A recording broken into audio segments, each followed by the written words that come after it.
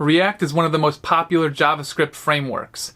In this comprehensive and well-made course, Thomas Weibenfalk will teach you everything you need to know to start using React. Hello and welcome. I'm Thomas Weibenfalk, a developer from Sweden, and thank you for enrolling this course. I'm actually a little bit of extra proud on this one because I created a lot of courses during the years now, but this one is the first ever course I created because I love React and I wanted to create courses. So this is the third iteration, the third version, meaning that I've improved it a lot and listened to you guys on what stuff you want in the course. So I think it's actually really good. There's always room for improvements, of course, but this one, I really enjoyed this one and it was fun making it also. So hopefully you'll find a lot of basic stuff and intermediate stuff and maybe some advanced stuff to learn in this course. And I think we have to get started, so let's do that. Let's take a look at the application that we're building in this course. And it's a nice little movie application that is based on the movie database API. So you'll have to create an account at the movie database, but we'll do that in the next video. So I thought I could show you the application so that you have a little feeling about what we're going to build in this course. And this one is always going to show the most popular movie here. We have this hero image, so we're going to create this one. And we also have some text, and we have a header up here also. Then we can search for movies, for example, Star Wars, and we'll see all the movies here. So that's how the basic functionality of this application is. And if we click on a movie, you can see that we get all data from that movie. So that's nice. We're going to show the actors and also some information about the movie itself. We can see the revenue, the budget, and the running time, for example. And here you may think that you can also click on the actors. And yeah, of course, we could do that, but I have to limit this tutorial somewhere. So this course is not going to go there, but it's a great foundation if you want to build upon this application. So you can add in the functionality of showing information about the different actors and stuff like that. We also have this little breadcrumb menu up here, so we can go back to the home page. And in this version of the course, this is version 3, I'm going to show you how to create the styles also.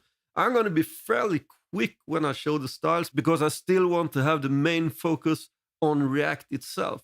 So that's something that's new in this version 3 of this course. And of course, everything is going to be responsive. So we're going to create that one also. As you can see here, the grid, for example, with the movies, it changes depending on the viewport size. So that's nice. So it's a fully working application. And to be honest, I'm quite proud of this design. I created the design myself because I'm both a developer and a designer. So that's why I love doing design stuff also. And I think it looks pretty neat, actually. I've updated it slightly since the previous versions to look a little bit more modern. But I think it's mostly, yeah, I changed some colors, for example, on the button and stuff like that. All right, so that's the application. In the next video, I'm going to talk about the movie database API and how you can register to get your own free API key that I'm going to use in this course.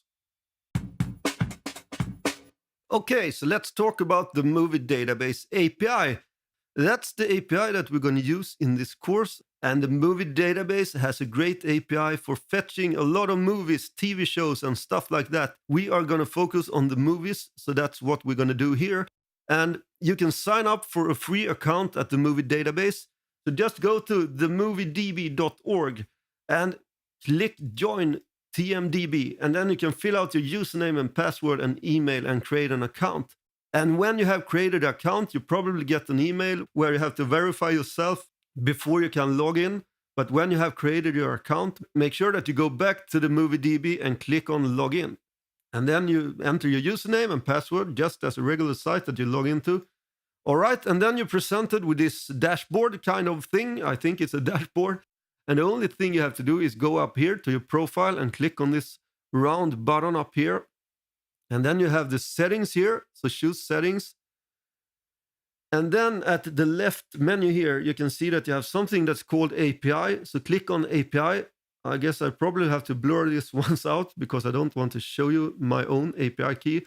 This is the one that we're using, API key version 3 auth. So this is the one that we're going to use. So make sure to save this somewhere for now because we are going to add it to our application in a little while. So you make sure that you have easy access to this one as we're going to paste this into our application in a little while when we have bootstrapped our application with something that's called Create React App. And I'm going to talk more about that in a little while. Before we start creating our application, I just want to talk a little bit about React and what it is. So if you go to the react.js.org, you can read more about React, and this is a great starting point if you just started out with React. They have different documentation, they have tutorials and a blog and stuff like that, and you can read everything that you need to know to get started with React. So I tried to make this course kind of beginner-friendly, but React is kind of at least intermediate in its own nature, so it's hard to make it really, really beginner-friendly. It also depends a lot on how you learn stuff. I love to learn stuff in this project-oriented way, where I just build some project and learn along the way. So I only create courses on how I want to learn stuff myself. But it's very individual, so some may think that it's not beginner-friendly at all, and some may think that it is. That's why I also recommend to check out react.js.org to read about the very, very basic stuff, at least in React. So what is React? Yeah, React is a JavaScript library for building user interfaces, as they tell you here. I think actually that this sentence is a little bit misleading because you're using React for so much more than to just build a user interface. For example, I build a lot of stuff. I build small games. I build a Pac-Man game, for example, and I build all the logic in React also. So it's not only the view layer. So it can be a little bit misleading here, I think. Just thinking about that you create the components for the view, but that's not the case. You can use React for so much more if you want to do that. And in this application, we're building everything in React. So we have all the API calls and everything. It's done from React. So that's how we're going to use it in this course. And React uses the declarative paradigm. I don't even know if I pronounced that correctly, but hopefully you know what I mean. So React is declarative, but for example, jQuery is imperative. And when something is declarative, you explain, in this case, the user interface, how it will look. You don't have to tell it exactly how you want to achieve that look. You just tell it that we want our UI to look in a certain way, and then React takes care of the rest. For example, in jQuery, we have to grab the DOM elements, and we have to modify the DOM elements, and we have to create them row by row, and then attach the element to the DOM itself. So there can be a lot of code involved in doing something simple, actually. But in React, for example, we have, as they say here, it's component-based. So we create a component, and then we just tell React to use that component, and it will render out that to the DOM for us. And this will be more clear as we go along in the course and create our own components and create the application itself. So don't worry if you don't understand everything right now. So it's declarative, it's component-based, and learn once, write anywhere. Yeah, as they tell you here, they don't care about the rest of the technology stack. So that's great. You can use a lot of stuff in combination with React. So what is a React component? Yeah, we can take a look here. For example, here they create, this is a class, and this is kind of, I like to call it the old way. The classes still exist. I don't use them anymore. And in this course, we're going to focus on creating functional components. And I'm going to tell you more about that later.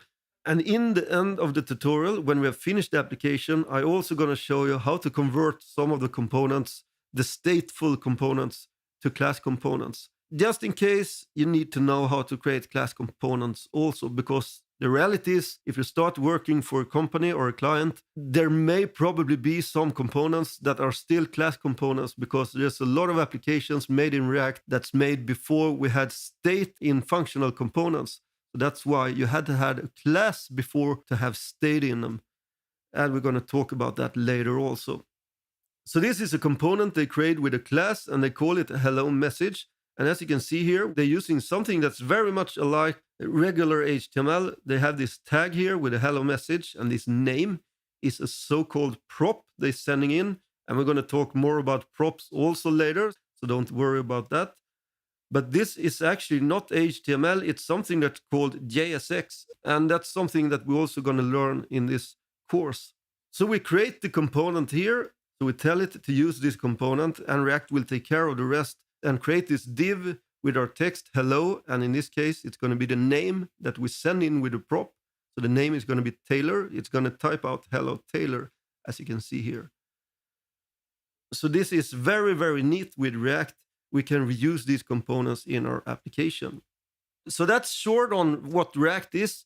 And as I told you, we're going to learn a lot more stuff in the course itself when we create the application. And hopefully at the end of the course, you'll have more understanding of React and how awesome it is, because I really love React.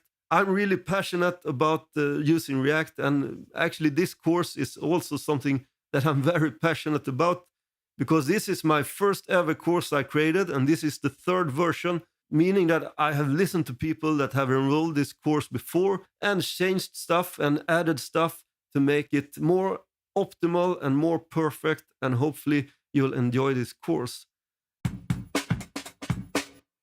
For this course, I provided you with a zip file that you should download before you start the course, and this zip file contains a few folders here, as you can see.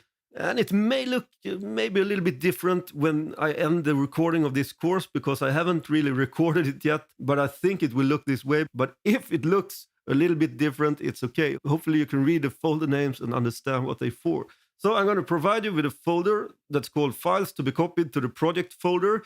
These are files that we're going to use for the course. So I have created a file for us that sets up the API. So we don't have to write our own functions for fetching the data. So I'm going to show you that when we fetch data from the API. I have a config file and a helpers file, and I'm going to talk more about those later also. And then I have a few images that we also need for the course. So that's why I have this folder that we're going to copy over to our project when we have created it. And the public folder, the index.html file, I have this here because I'm using a Google font for this one. So I've already provided that one in the index.html, so we don't have to do that ourselves. So that's the one that we have to copy later, and I'm going to show you that when that time comes. And you're also going to have two options. If you don't want to create everything from scratch when I set up the application, you can just ignore that and start from a project without the styles. And this is if you want to create the styles also. I structured this course so you should be able to fairly easy just skip the parts where I create the styling for the components. Some people of you don't want to create the CSS and the styling, so that's why I made it in this way. So this is the one you should use if you want to create the styles. Otherwise, you use the one that's called with styles. That one will provide you with all the styling, so you don't have to type in the styles and you can skip those videos. So if you want to start from one of those projects, you navigate inside of that one, and in your terminal, you type npm install, and that's going to install all the dependencies for you. And then every time you start up the application, you can type in npm start. And that's also something that I'm going to show you, so don't worry about that. Then you have a folder with the finished app if you want to check out the result. But please be aware here, you have to put your own API key in a file that's hidden here now. It's called .env. Inside of that one, you have to paste in your own API key. Otherwise, it won't work. And that goes for the stepped solutions also. I have provided you with stepped solutions that corresponds to each video. And if you want to run an example from a particular stepped solution, you also have to paste in your API key in the .env file. And I'm also going to talk more about the .env file. But this is the starter files. So you have to think about if you want to create the styling in this course, and you also have to think about now if you want to set everything up from scratch, or if you don't want to do that, you can just start from one of these folders here. Navigate inside of them, type npm install, or if you're using yarn, you should be able to use that one also. And then npm start or yarn start to start up the application. All right, let's move on. In the next video, I'm just shortly going to talk about the tooling that I'm using for this course. Just a short little video about what tooling I'm using for this course. I think you already should know this tooling and have it installed to be able to fully take advantage of this course. Otherwise, it can be a little bit hard. If you, for example, haven't used npm that I'm going to use to install dependencies, I suggest that you learn about that first, because this is a beginner/intermediate course in React. It's not a beginner course in coding. You should know some JavaScript and especially ES6 syntax. We're going to use a lot of ES6 syntax in this course. So it should be a good idea to shape up your knowledge in JavaScript before starting to learn React. But that's only my opinion. But of course, you should do it your own way. If you want to learn React before vanilla JavaScript, it's totally up to you. I shouldn't tell anyone on how they want to take on their coding journey. All right, so I'm using npm, and that means that I have to have Node installed. We're not using Node.js per se, but Node.js includes the npm package manager. So that's why we have to install that one. So if you don't have that installed, make sure to grab the latest version and install it. Then I use Visual Studio Code as my IDE. So that's what I'm using in this course. And then I'm going to use Create React App and bootstrap our React application really fast and easy. So that's what we're going to do. And I'm actually going to do that in the next video. So let's get started with our application. I'm happy to see that you're going to create this project from scratch. And we're going to use Create React App to bootstrap our application. So let's get started. If we look at the homepage for Create React App, you can find it at create-react-app.dev. And then they have something here in the menu that's called Get Started. And the only thing that we have to do is remember this row here, npx create-react-app. And then you have the name of your application that you want to create. And npx is something that's provided with npm in the latest versions. So you don't have to globally install Create React App to use it. This will make sure that we grab the latest version. So I always use npx instead of first globally installing Create React App. So this is really great because then I know that I'm using the latest version and you don't have to install it globally. But if you want to do that, you can of course install Create React App globally first. But this is the command that I'm going to use. So make sure that you navigate inside of your terminal. I'm using a terminal that's called Hyper. I get a lot of questions about that, what terminal I'm using. I actually don't remember the name of the theme, but I styled it a little bit to my likings. So that's sweet. So Hyper is a great terminal if you want to have a customized terminal. You also have a built-in terminal in Visual Studio Code, of course. So let's get started. Make sure that you navigate inside of a folder where you want to create your application. And then we type in npx. And then create-react-app. And then we have the name of our application. And I'm going to name it React-RMDB.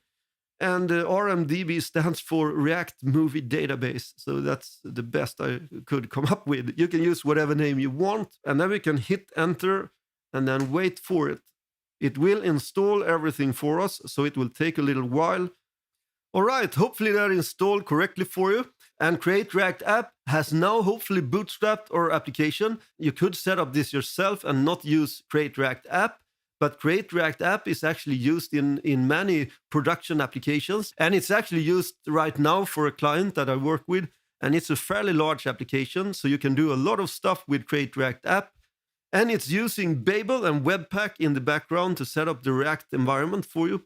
So that's what you could do yourself if you don't want to use Create React App. But I'm not going to show that in this course because I think it's a little bit advanced for a beginner course. And actually, we're going to be fine with Create React App. That's all that we need. So we're also going to make sure that it works. So make sure that you navigate inside of the project folder. So I'm going to clear this and then type in cd react-rmdb or whatever you named it. And then we're inside of that folder. And then we can type npm start. And it should start up our environment. This is the finished one that's here now, so it's going to be replaced by this application here. So it's working, and we have successfully bootstrapped our application, and that's sweet. In the next video, we're going to install a few dependencies that we're going to use for this project. We have bootstrapped our application, and now we're going to install some dependencies that we're going to use for this project. And the first one is going to be something that's called React Router. And React Router is the standard in a React application for handling routes. Because this is a single page application and we need something to handle our routing because we are going to have different pages. And the one that we're going to use is called React Router. There is another library that's called Reach Router, and I'm actually using that one in version 2 of this course. But the team that created Reach Router and React Router is the same team. So they're going to kind of merge them together into React Router version 6. And this one is still in beta mode, but I've talked to them and I think that I should have this one in this course because it will soon be out and the API won't likely change because we're not going to use the most advanced stuff in this router library, so we will be fine. And we have some instructions down here. I'm at github.com/react training/react-router/releases. And down below here, we can see that we have some instructions on how to install it. So I'm going to bring up my terminal. I'm going to do something like this. And we could, of course, just copy this one and paste it in. But in my courses, I wanted to learn as much as possible. And it's always a great idea to not copy paste too much and type stuff in, because that will make you remember stuff much easier. So that's what we're going to do now. So I'm going to type in npm I, or if you're using yarn, you can of course use that instead. I'm going to use npm for this whole course. And I'm typing in I instead of typing out the complete word install. That's a shorthand for install. So npm I. And then we need to install something that's called history also. That's another library that's used in combination with React Router. And we can install them in one go. If I type history here, then I have a blank space. And then I can type in the other library that I want to install. And in this case, it's going to be react-router-dom. And then we have an @ sign and next. And this will grab the beta version of React Router. So press enter and wait for it. Hopefully that installed for you correctly. So I'm going to clear my console again, and we're going to move on to something that's called style components. Style components is a super great library to use in combination with React. With style components, we can create our CSS in isolated and scoped components. So that's really, really great. And we have a lot of features that we have, for example, in Sass. We can do nesting and stuff like that, and we can send in props and change our styling dynamically. And I'm going to talk more about style components as we go along in this course, because we are going to create the styling if you choose that path, that I really think you should if you want to have some CSS practice. But it's up to you. I provided you with different alternatives for this course. So we're going to install style components, and you can read more about it at style-components.com. So go back to the terminal, and we type in npm I styled-components. And we press enter. All right, that went smoothly. So I cleared the console yet again, and we move on to the last dependency that we need. And that is something that's called prop types. Prop types is a great tool in React where you can type check your props that you send into your components. So as they say here, it's runtime type checking for React props and similar objects. So that's great. Today, a lot of people use TypeScript instead, then you don't need to use prop types. And I actually use TypeScript a lot myself. I started to like it actually. But in our case, we're not using TypeScript right now. I'm going to show you that at the end of this course in a special module that I created where we refactor everything to use TypeScript instead. But for now, we're not using TypeScript, so that's why we're going to use prop types. And I'm going to talk more about this later in the course. And I've placed it kind of at the end of the course because I don't want too much stuff going on when we learn React. So that's why.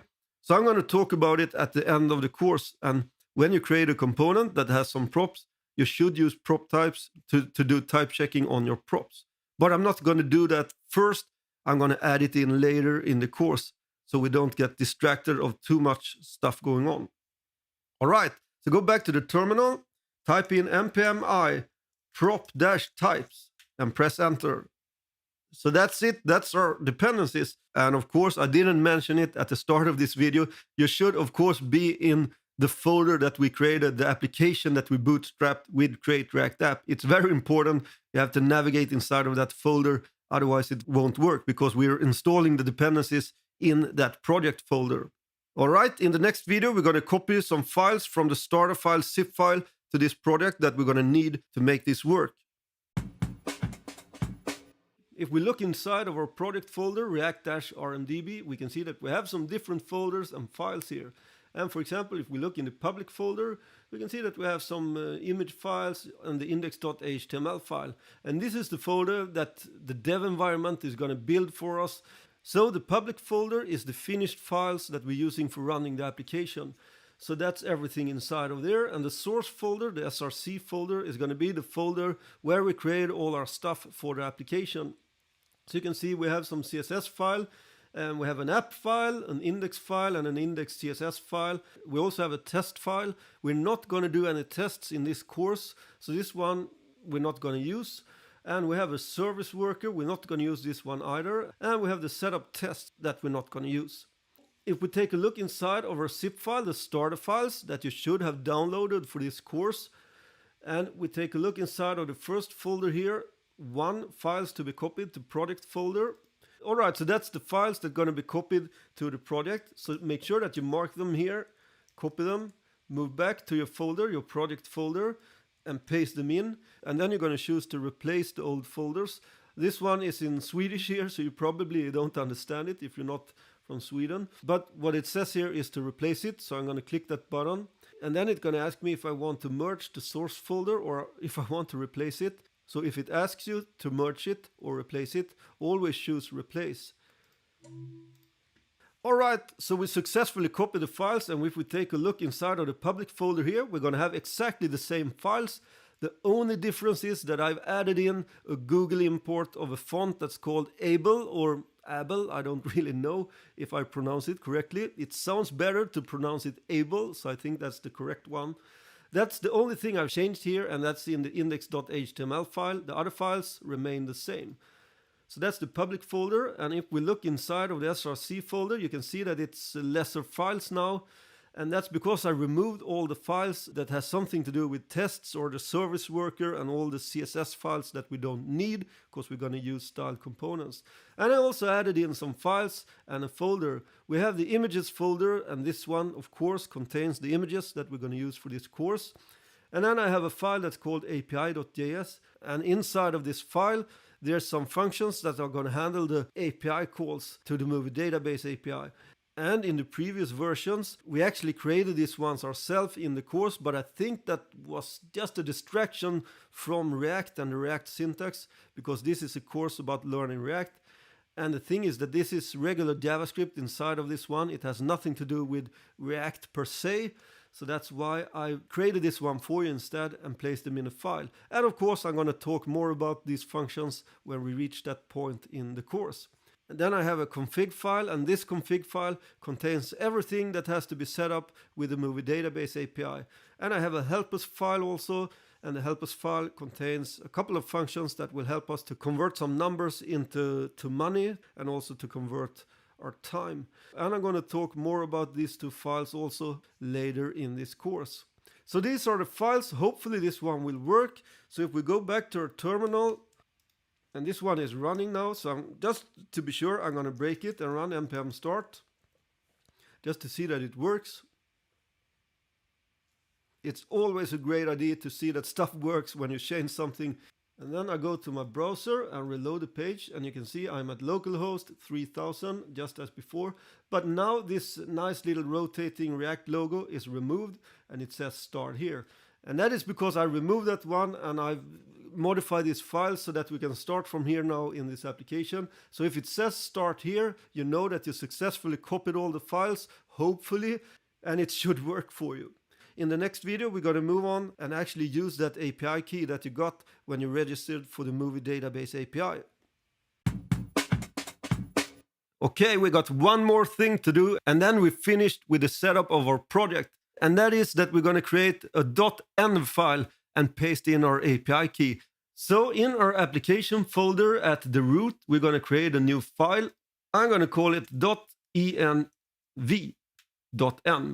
And Create React App has built-in support for environmental variables. The only thing that you have to do is to name them with React first. So React _. And that's important, otherwise it won't recognize it. And this one is going to be called app_API_key, all capital letters. And then we have an equal sign. And then you can paste in your API key here, and that's everything you have to do. So just paste it in just after the equal sign, and you're good to go. And save the file. This API key is then used in the source folder in my config.js file. You can see that I get it here. Process.env.reactapp API key. And this is all managed inside the Create React app. When it starts up our dev environment and creates all the files for us and stuff, it will take care of this. But it's really important to mark it with React underscore before the actual name of the environmental variable. And all this stuff here is something that I created for you, so you don't have to care about this. So I create the different resources from the endpoint on the movie database here, and we're going to use these resources in the course later, and then I'm going to talk about them more. So I have different endpoints for the search, for example, and to get the popular movies. And these ones are for the bonus videos at the end, where I create the login and voting that also provided with the movie database API. You can log in with your account and cast a vote on a movie, or on all movies if you want to do that. Then we have the image base URL. This one is also from the movie database. So these ones are provided from the API. So I just use them according to their instructions.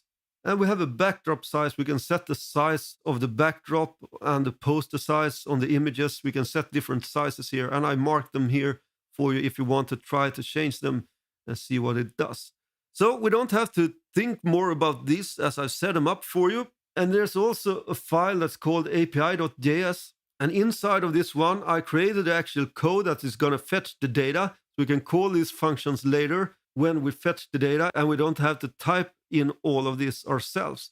And of course, I'm also going to talk more about these functions later when we fetch the movies. So this one is for fetching all the movies, and this one is for fetching one movie. And then we have this one here that will fetch the credits. And below here, these are all for the bonus material also, so you don't have to care about those in the kind of main part of the course. So we have 3 functions here that is going to fetch data for us. So that's one thing I changed actually in this version of the course. Before this, we created these ones ourselves in the course, but I think it's a little bit advanced for a beginner course. And I also think that it takes the focus on React itself, because this is JavaScript, it's not React-specific code, so that's why. And I want this experience, I want this course to be a fun course also, so you don't get tired and stop the course and won't finish it. So that's why I created these ones for us. All right, so that's the config and the API file. And then I have one more file that's called helpers.js. And this one contains 2 functions that's going to help us to calculate the time and also convert to money, because the numbers that we get from the API has to be converted, both the time and the money. So I'm going to use these ones later in the course also. All right, so create the .env file, create a variable, react underscore app underscore API underscore key, capital letters, equals, and then you paste in your API key. Otherwise, it won't work because you can't access the API. One really important thing to notice here is that this environmental variable won't be safe because it will be visible in the client. So don't think that this one won't show up in the browser. Of course, you have to look for it, but if you're good at looking through code, you will be able to find this API key. So this is not a safe way to provide an API key if you want to hide it from the browser. In our case, it's not that kind of a secret key, so it doesn't matter. And for the sake of the course, it would be too advanced to create a system that will hide this for us completely. So notice this one won't be safe in the client. Before we move on, I want to talk about a really important aspect of React that I think a lot of people actually forget. And that is when we create stuff with React, we are also using something that's called JSX, and it stands for JavaScript XML. And if we look here, I'm at the reactjs.org page now, and they show us here how to create a component, and this is a class component. And as I told you before, we are going to create functional components, so we're not going to create class components for this application, but they are using JSX here, and this is JSX. You may think that this is HTML, but it's actually not, it's JSX. And JSX is something that is really great to use in combination with React, because we can render out our different components like this by using HTML-ish syntax. I think a lot of people actually forget it because I don't know exact the percentage, but I think at least 99% of the applications use JSX in combination with React. Some people don't use it, and that's what I'm going to talk about here, because you can create components without JSX in React. And that is, if we scroll down here, you use something that's called create element on the React object. So react.createElement, we specify if we want some props. And then we specify the child elements for this element. And you can see up here, react.createElement, we have the component that we want to create, we have the props, and also we have the children. And this is the spread syntax in JavaScript ES6.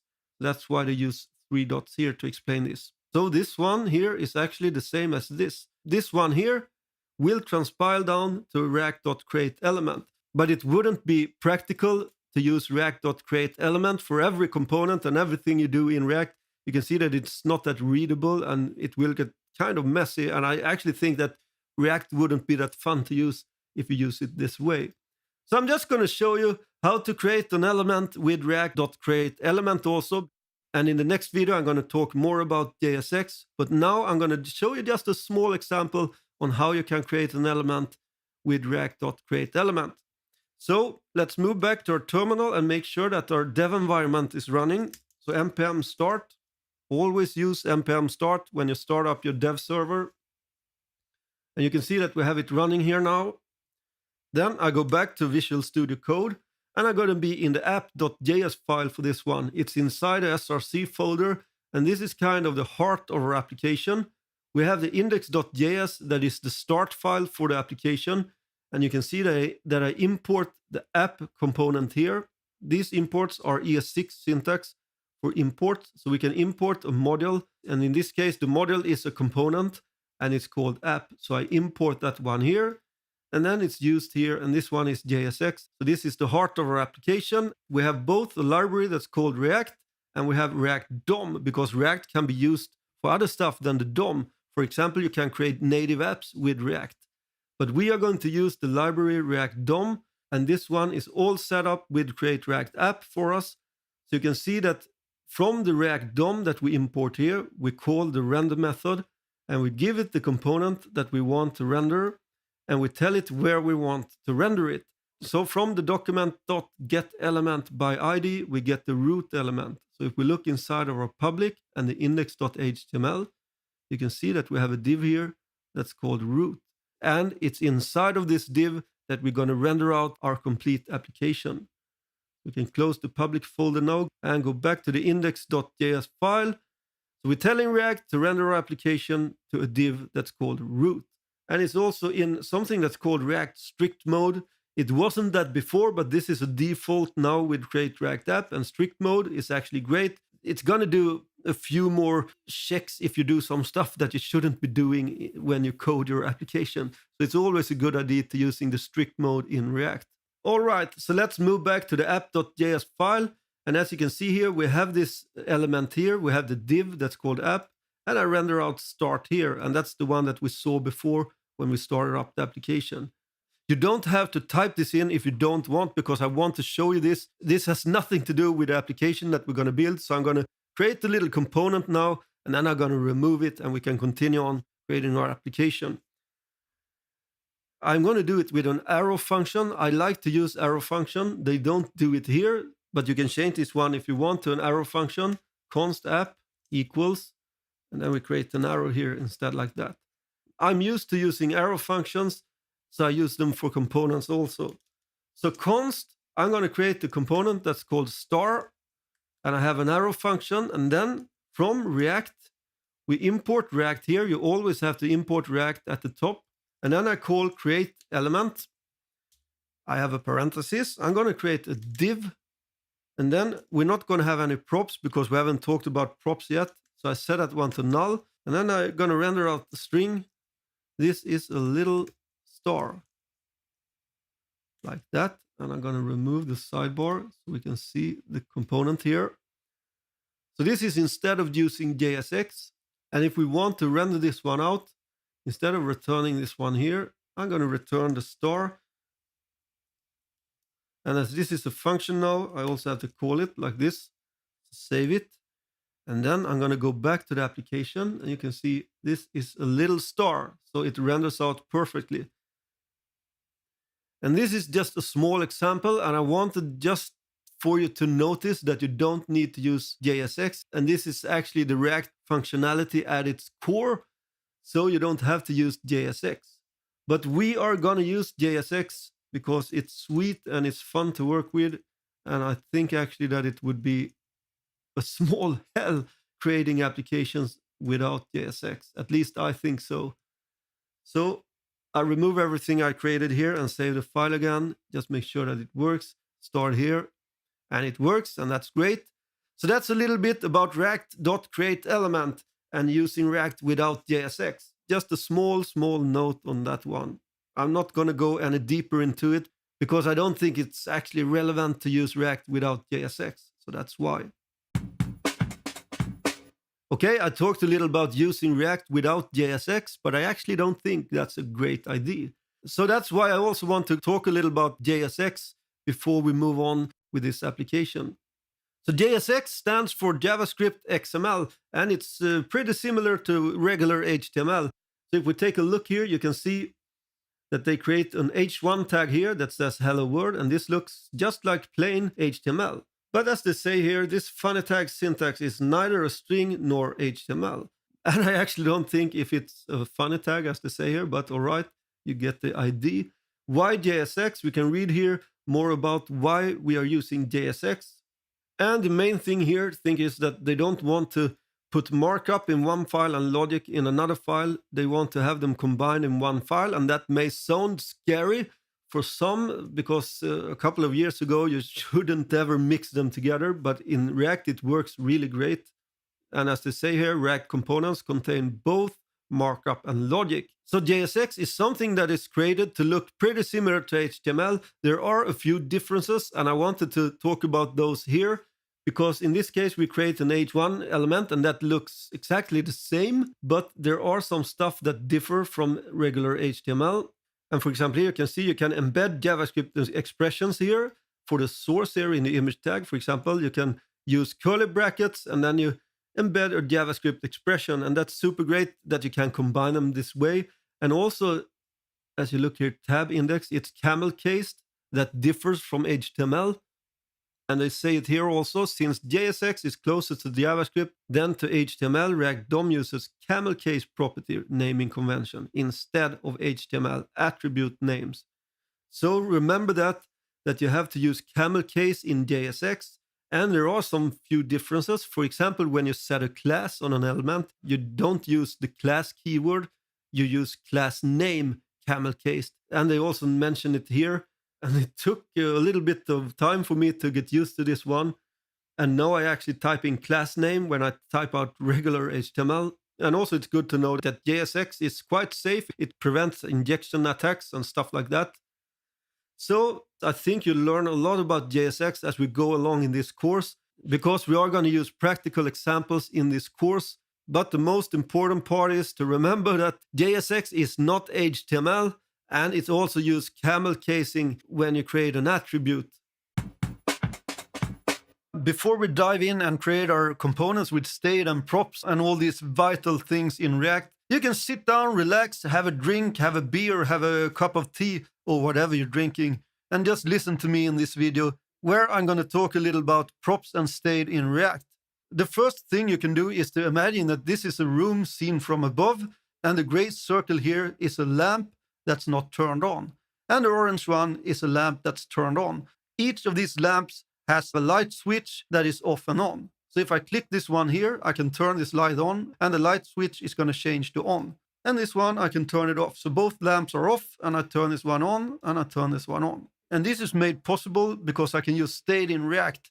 So I have two states for the lamps. I have one state for the first lamp and one for the second lamp. That is a boolean that is telling if the lamp is on and off. But if we think about this, we actually have a state of the room also, because we need this state also for the light switch to change from off to on, because these are kind of tied together. So you can look at the state in different perspectives. In this case, I will look at the state from the room perspective. So I haven't placed the states in the lamps or in the light switches. I have placed the states in the room itself because we have a room state. And for the room, it's going to be if the lamps and the light switches are on or off. So we have a state for the room itself. And this is what I talk about in the, for example, the React documentation. They tell you that you can lift up the state to a parent component if you want to use that state in multiple child components. Because if we place the state in the lamp itself, for example, we could only access that state in the lamp and to its child components. Of course, we could place the light switches as a child to the lamp, but that wouldn't be the most effective way of doing it, and it would complicate things if you want to reuse your code.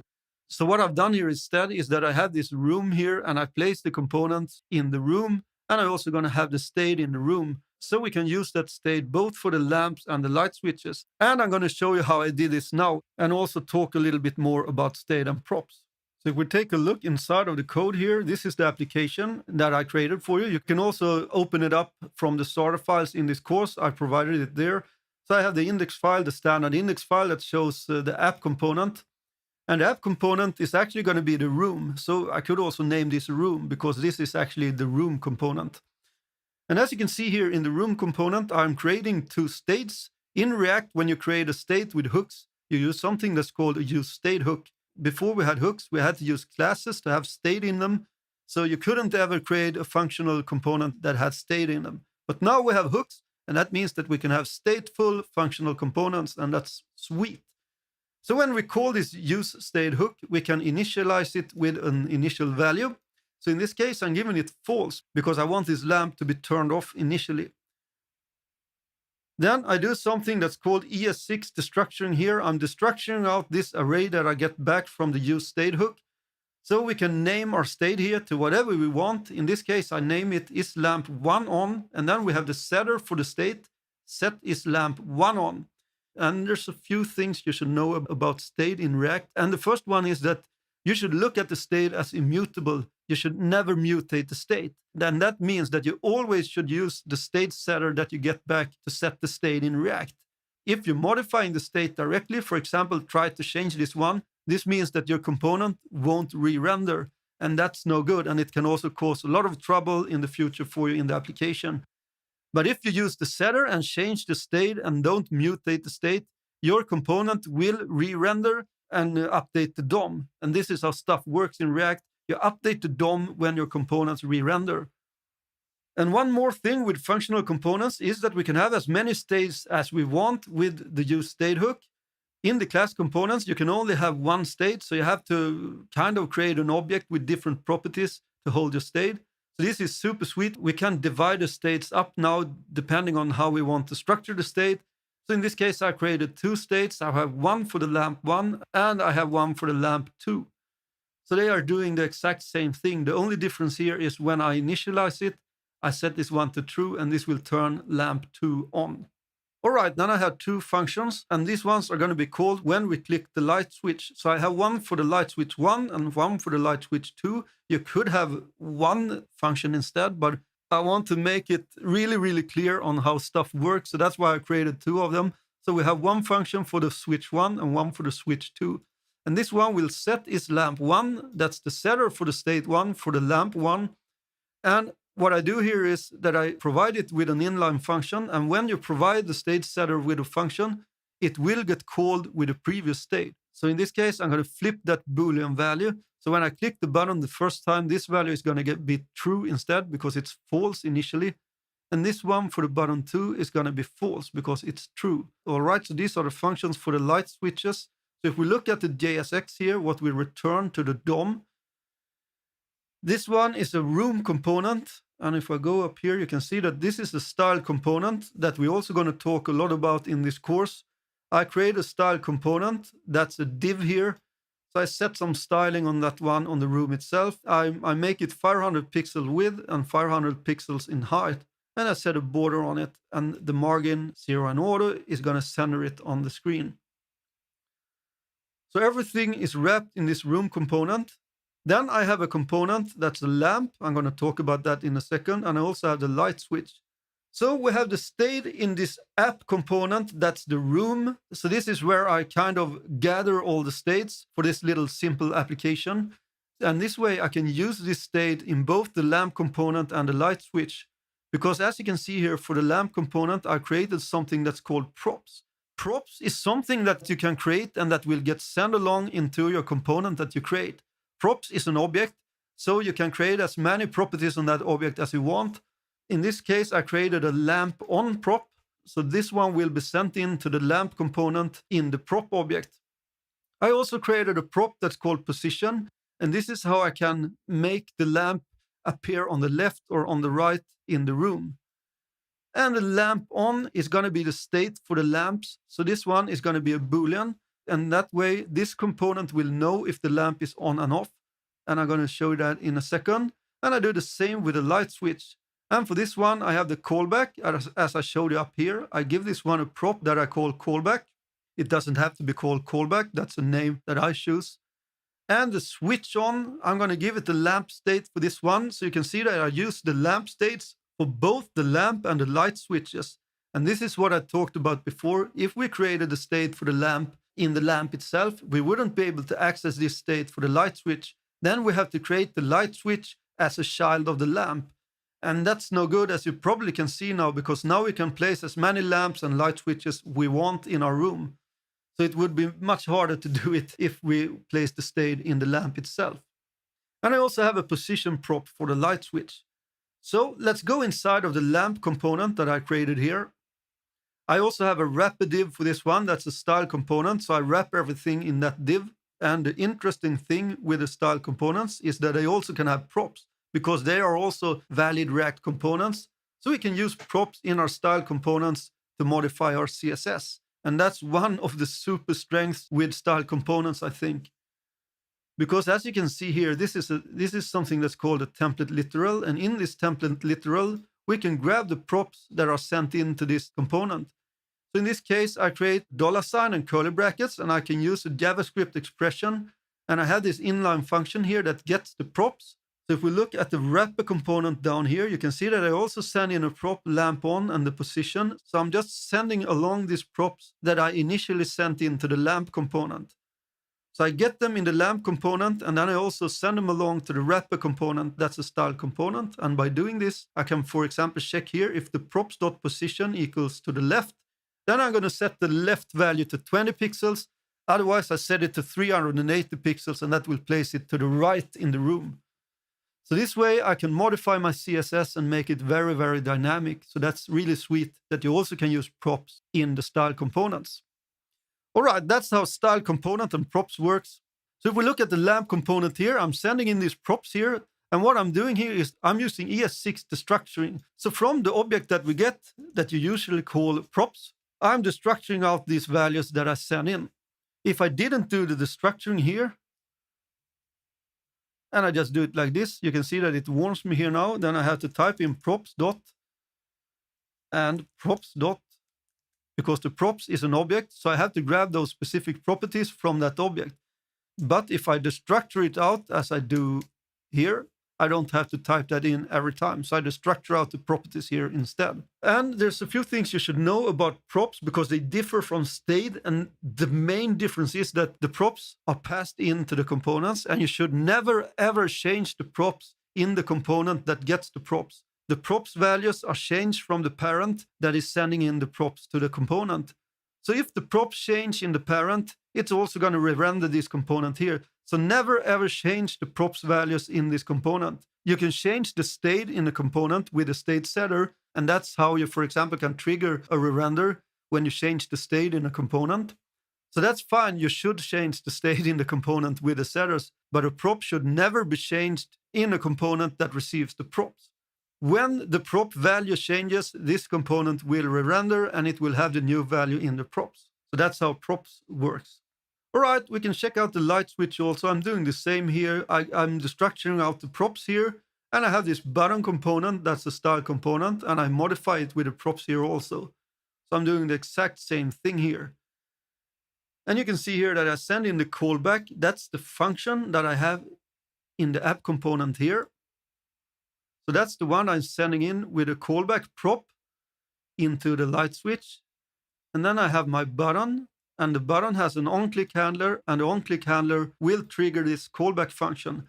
And this makes this component very dynamic, because by using props, you can make your component dynamic and you can use it in different situations. In this case, I can send in whatever callback function I want to be triggered when I click on the button. So that means that I can use this button in different situations. In this case, I also showing the switch on and off, because I'm sending in the prop switch on. So it probably won't be useful to much else than this use case specifically. But if you want, you can use this button for something else than to trigger a lamp to be turned on or off. You can turn something else on and off and have another callback function, and that will work.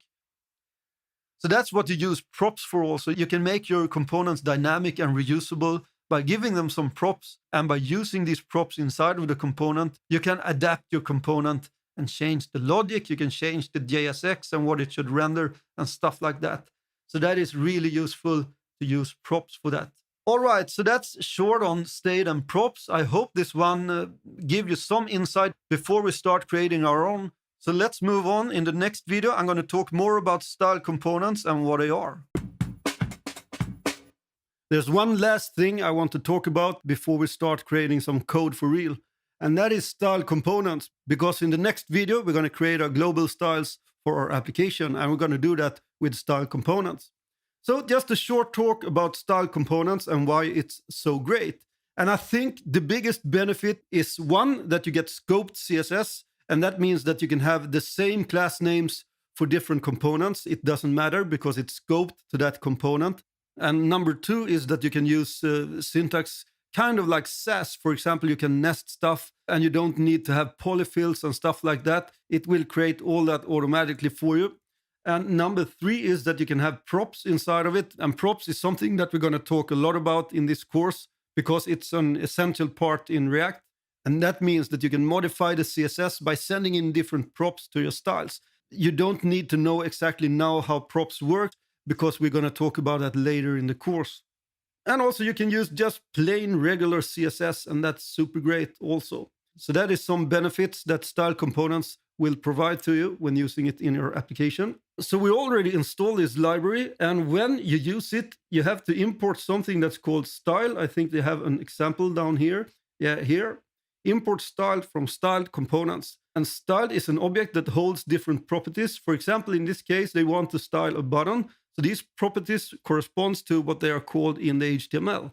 So if you want to style a button, if you want to create a style component that is a button, you use styled.button, and then you have a template literal. So this is something that's called a tagged template literal, and that is a function that you call with a template literal. So this is ES6 syntax in JavaScript, and it's super great because if we move up here again, you can see we have this template literal here. You have the starting backtick and you have the end backtick here. And inside of here, we can write our CSS. In this case, they're using style.a because they want to style an A tag. And then they do some stuff here, plain regular CSS. But here is something that's happening that's not plain CSS. And this is because we're using a template literal here. We can use JavaScript expressions inside of this template literal. And when you want to use an expression inside of a template literal, you do that with a $sign and you wrap it inside of curly brackets. And then you can have any JavaScript expression that you want inside of here, and it will interpolate it into the string. And in this case, you can see that they have their props and they have an inline arrow function. And from the props, they grab a prop that's called primary, and they can set this CSS conditionally depending on this primary prop. And we're going to talk more about this later, as I told you, so don't get intimidated if you don't understand this syntax right now. Hopefully, you will understand it fully when this course is over. This is just a short introduction before we create the global styling, and we're going to do that in the next video. It's time to start coding, and we're going to start by creating some global styles. The first thing you have to do is to start up your dev environment, and you do that by navigating inside of the folder of your application, and then you type npm start, and that will start everything up for you, and hopefully it looks something like this. It should say start here. And it's always a good idea to have your console open. I'm on Chrome now, so it looks something like this. And also I can recommend an extension that's called React Developer Tools, and then you will have access to something that's called components here. And if we open that up, we can see our application here. But in this case, we don't have any components yet. So it will just show the app component here. But this is a great tool when you develop stuff in React. So highly recommended, install React Developer Tools. Okay, so let's move back to our application inside of Visual Studio Code or whatever IDE you're using. And inside the SRC folder, we're going to create a new file that I'm going to call global style. capital G and capital S dot JS. So this is going to hold all the global styles for our application. And we're going to create our global styles with style components. So that's why we have to import a special thing from the style components that's called create global style. So we start by doing that. Import, curly brackets, create global style, camel case. That means that there's a capital G and a capital S. And we import it from style-components. And this is how you import the module with ES6 syntax. In this case, it's not what's called a default export from this library. So that's why we're grabbing it inside of the curly brackets. We are going to create default exports from our different components. And then we don't need to use the curly brackets. But I'm going to show you that later when we create our first component. Okay, so we have this create global style method that we imported here. We are going to use our global styles inside of our app component later, meaning that we want to import it here and use it down here in the JSX.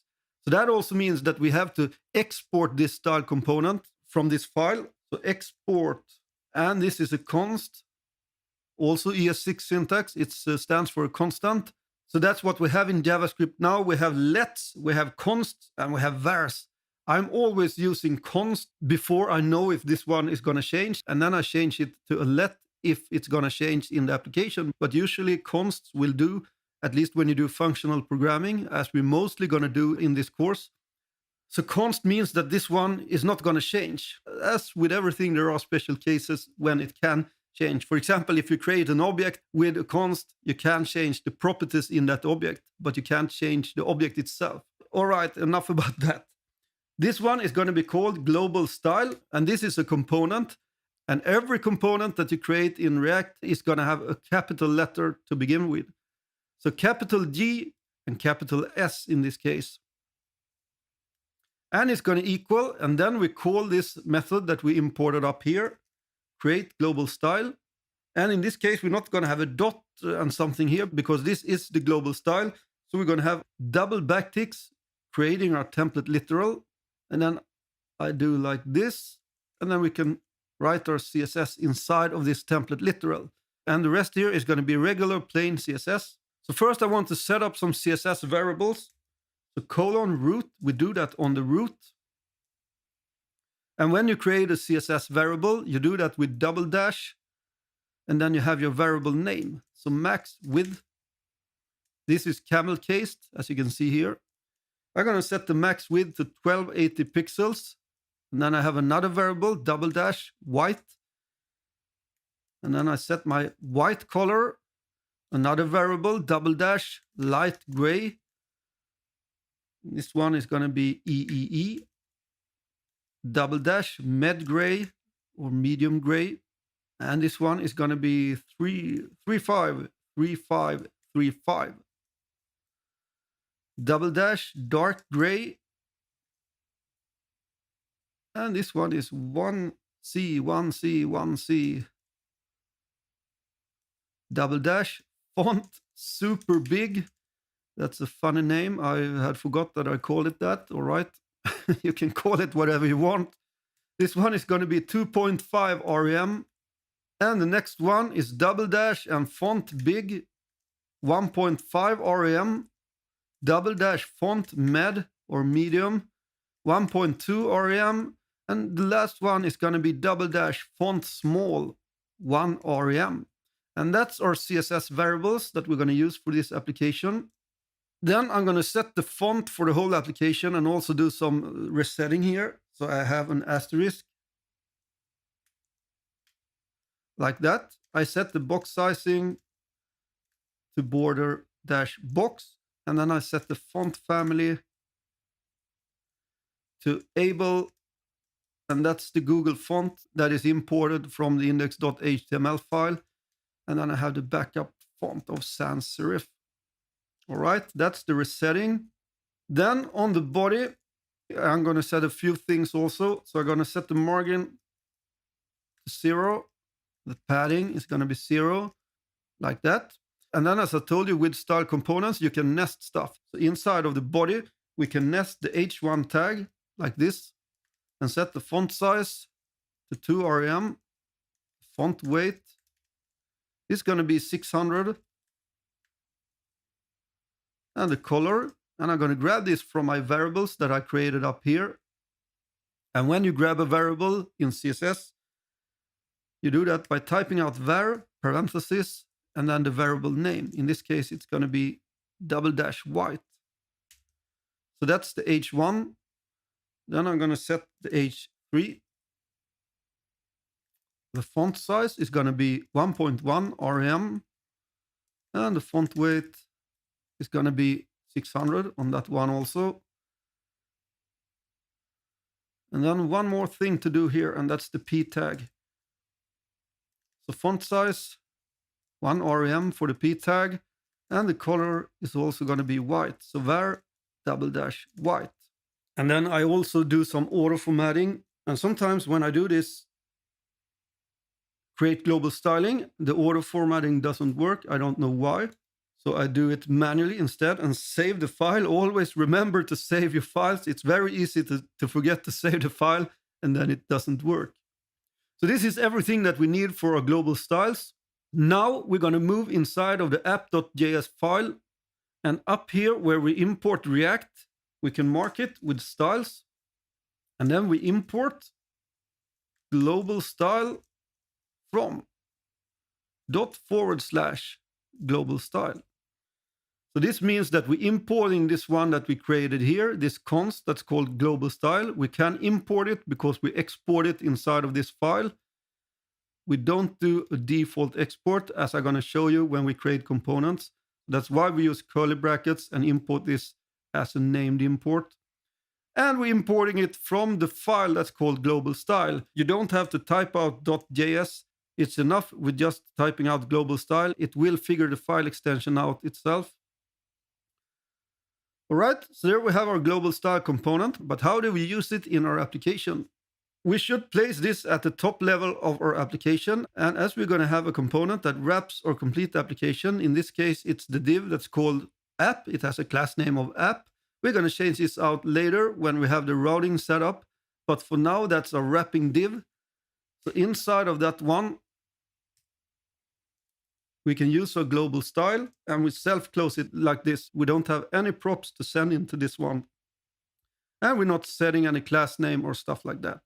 So when you use a plain component without class name and props in React, you do it like this. And this is very similar to an HTML tag. So we save the file, go back to our browser.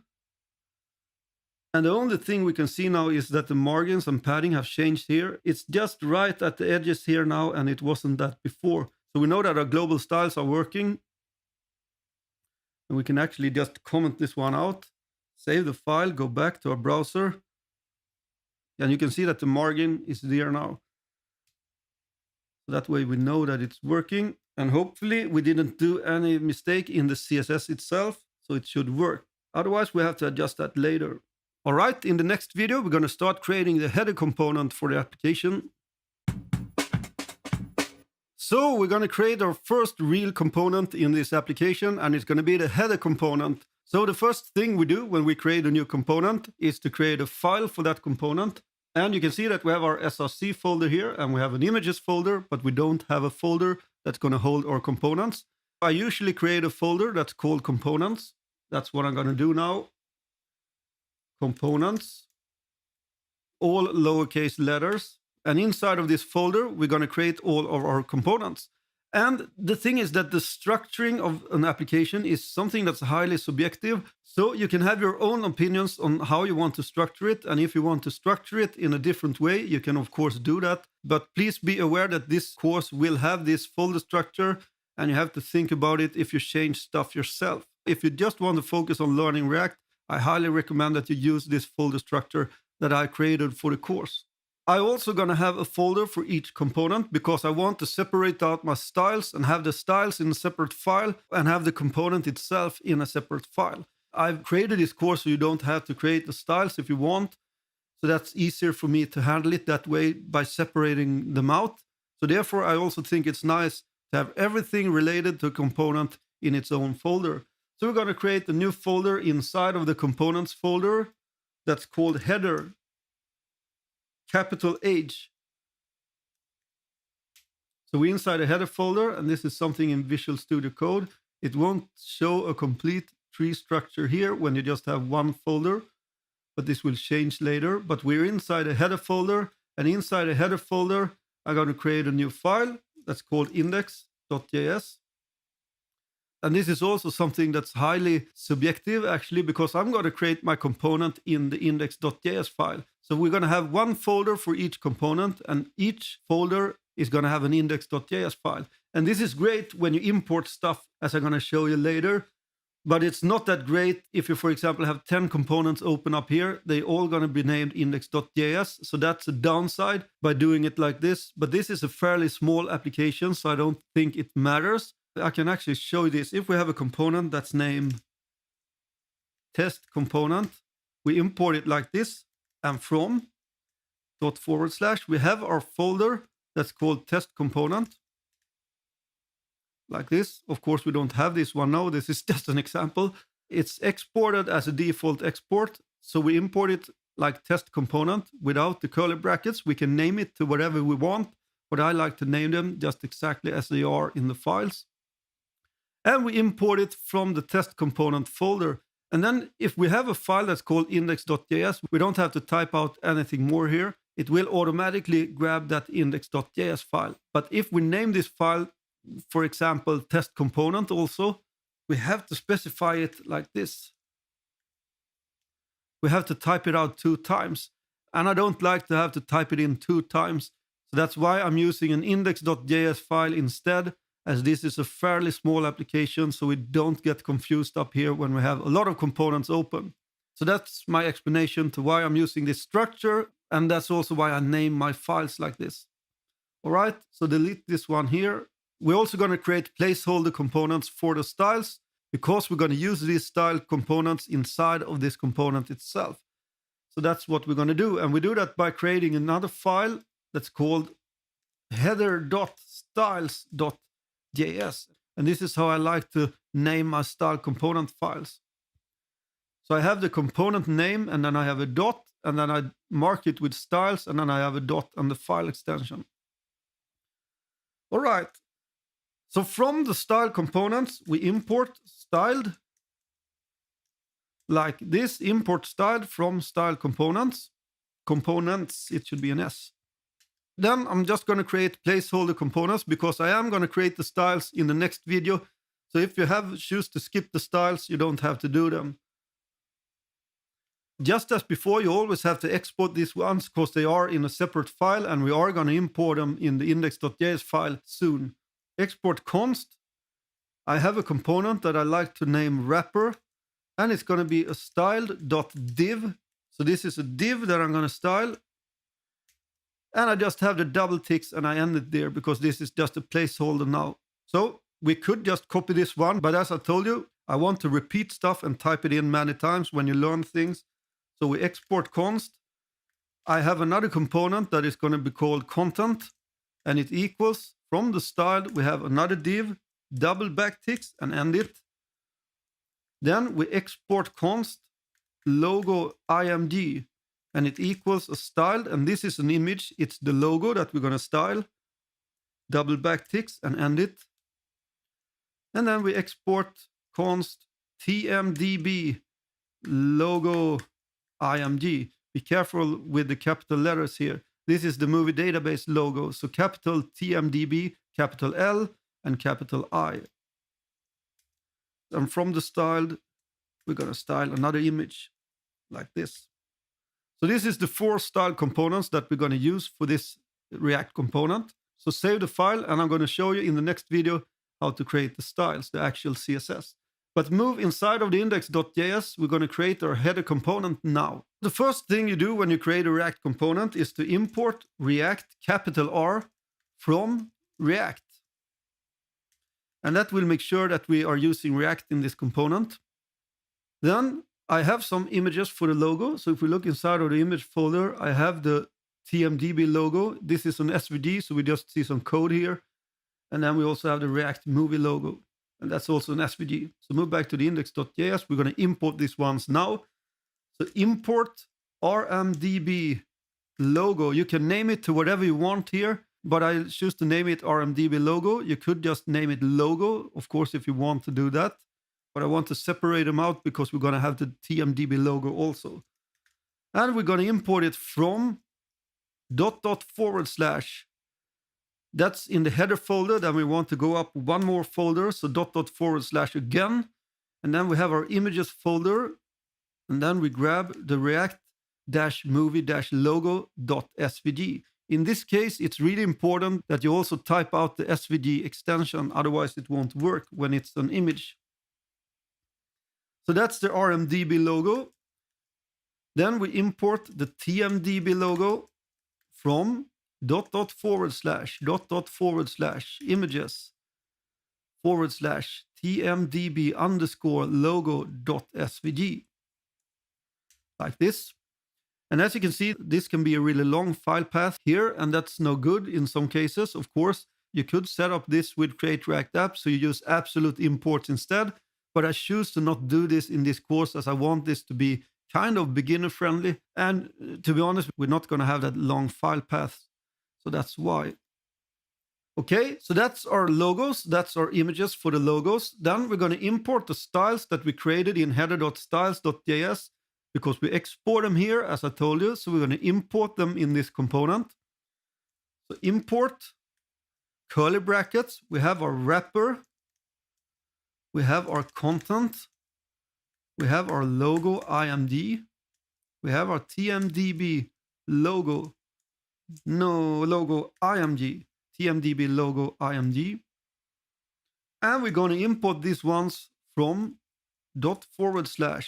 header.styles. And we end it with a semicolon. I'm going to remove the sidebar here so we can see what we're doing. That's it. We have everything we need to assemble this component for now. So we're going to create a component that's named header. And we're going to use just functional components in our application because now you can have state in your functional components. A couple of years ago, you had to create a class if you want to have some state. But now we have hooks and we can use just functional components. So I like to create my components with an arrow function. So const header equals parenthesis and a fat arrow. And that's an arrow function. You can have a regular function if you want to have that also. And then, of course, you just do it like this instead. Function header. And you have your curly brackets. But I like to have the arrow function. And that's because you can make an implicit return like this. If we're just returning JSX, we can have parentheses and you don't need to type out return. And in our case, we're going to have the wrapper. That's the style component that we created. And inside of the wrapper, we're going to have the content. That's also a style component that we created. And then I'm going to have the logo IMG. And we can set the source on this one because this is an image tag that we styled. So we can use the same attribute. The src is going to equal. And we have imported our RMDB logo. RMDB logo like this. We set an alt. And we can name it RMDB-logo. And then we can self-close it like this. So that's our logo for this application. Then we have the movie database logo, TMDB logo IMG. We have the src.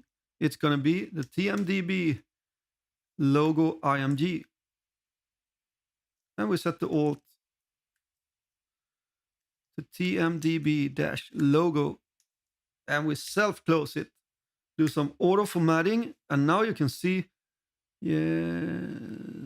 okay, I just named it TMDB logo. Of course, that's the style component. We shouldn't use that. So TMDB logo, of course. And now you can see that it complains here because we're not exporting this one. It says it's never used, and that's because we don't export it. You should always export it. And I like to do the export here at the bottom. So export default header. And this is also ES6 syntax for exporting something. So in this case, we don't have a named export. We export it as a default.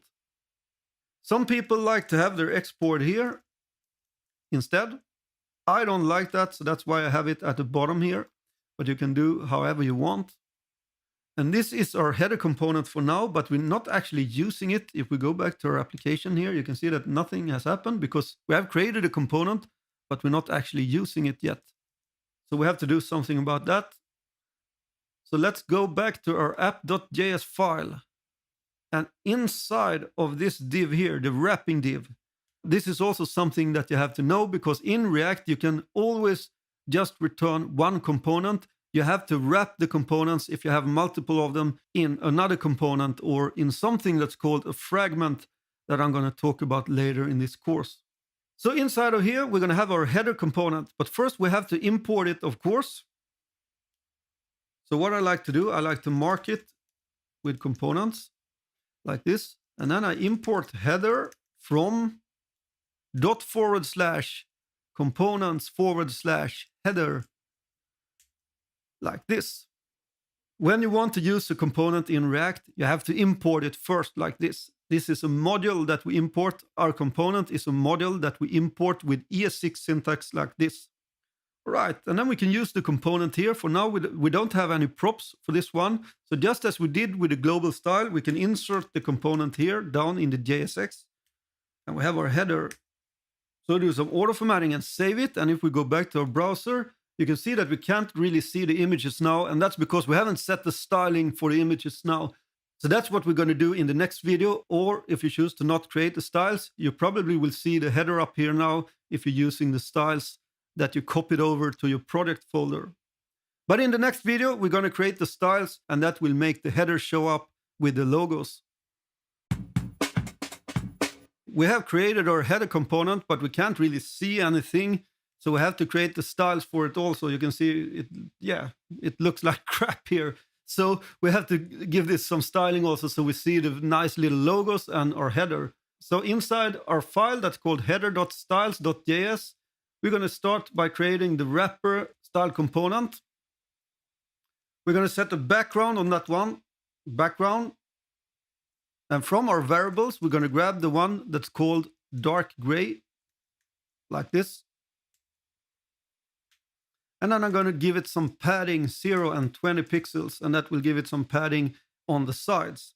So save it, go back to our browser, and now you can see that we see our gigantic logos here and our gigantic header. So we have to do something about this one also. So we have our content div. This one is going to be displayed as a flex because I want to place the logos on the left and the right, and we can do that with flex. So first we align items to center, and this will align them vertically. And then we justify the content, and we set it to space between, and this will create space between them and push them to the side. One is going to be pushed to the right, and one is going to be pushed to the left. And I'm also going to set the max width of this one, and that's why I also have a container that's called content, because the wrapper is going to have this background of dark gray, but I don't want the content itself to have the full width. The max width is going to be from our variable -- max width, like this. And I'm going to set some padding at the top and bottom of 20 pixels and 0 on the sides. And I set the margin to 0 auto. And this will center the content div itself. Save it, go back and see what we've got so far. You can see that they are pushed to the sides, and that's great. Flexbox is really neat to do stuff like this, but the size isn't correct on the logo, so we have to modify this. So we have our logo IMG. That's the main logo, and that's a style image. We set the width to 200 pixels on this one. Save it, go back to the application. You can see that we have the correct size here. But we also want to change this size on the logo when we're on smaller devices. So we create a media query at media screen and max-width. I don't really know if you need to actually use screen today. I think it's not necessary, but I'm used to that, so I will do that. I set the max width to 500 pixel. This means that when the screen size is lesser than 500 pixels, this one will kick in. So we set the width to 150 pixels on that one. Save it, go back to our application and see what we got. So I can make this smaller, and you can see that there The logo gets smaller also, so we know that the media query is working. And this is also something that's super great with style components, because you can nest the media queries as I did inside of this component. I think this is very readable to do it like this, because you know that this specific media query belongs to this component. All right, so that's the main logo. Then we just have to style the TMDB logo also. So I'm going to set the width to 100 pixels on this one. And then I set a media query on this one also, at media screen and max width 500 pixels. So it may seem redundant to have two of them here, but actually, as I told you, I think this is very readable. If you want to change a media query for just that component, you can do that inside of the nested media query here. And I like that a lot. So for this one, I'm going to set the width to 80 pixels and save it. Go back to the application, and there you have it. This is our header. And you can see that it's working on both of the logos when we make the viewport smaller. Sweet, that's the styles for the header. In the next video, we're going to scaffold out our homepage. All right, we're going to start building the homepage for our nice little application. And we're going to have all this stuff here on our homepage. The homepage is going to be what's called a container component. And then we're going to create different components, for example, for the hero image, for the search bar, for the thumbnails, for the grid, and for the load more button. Let's go back to our code editor. And inside the components folder, we create a new file that we call home.js, capital H. And this one, I don't have a folder for this one because this is kind of more a container component. So we don't have any styling in this one. We're going to apply the styling on the individual components instead. All right. So the first thing we always do when we create a component in React is to import React. Import React from React. Then I'm going to create a little comment here and call it config, because I'm going to import some stuff from the file that's called config.js. And inside of this file, I've set everything up for you that's needed for the movie database API. And I export them here in an object. So we're going to import a few things from this file in the home component. So go back to the home.js and we import curly brackets. We're going to import the poster underscore size, all capital letters. We're going to import the backdrop underscore size and the image underscore base underscore URL. I'll remove this sidebar here. We're going to import them from /config like this. And be very careful here with the spelling, all capital letters and underscore. All right. Then later we're going to import a lot of components here. So for now, I just mark it like this. We're also going to import a hook. So I marked that one also. And we're also going to import an image. So if we go back and look here in the images folder, I have this image that's called no_image. And this one is a fallback image if we don't get an image back from the movie database API. So we have this funny little smiley balloon here that we'll fall back to if we don't have an image. So go back to the home.js and we import. I'm going to call it no image. And when you do an import like this, you can call it whatever you want. So it doesn't need to be named like this. I'm going to import from /images. And I grab the no_image.jpg. Very important to have the file extension when you're importing images like this. All right. Then I'm going to create the component itself. And as I told you, I like to create it with an arrow function. You can have a regular function if you want to do that. I have a const home. I have a capital H. All React components always have a capital first letter. Very important. Always name your components with a capital first letter. So home, capital H. And then we don't have any props for this one. So I just leave it empty here, the parenthesis. And then I have an arrow function. And I have curly brackets because this one is going to have some logic inside of it. So we have to have a return statement and make an explicit return. So return, and for now, we can just return a div that says homepage like this.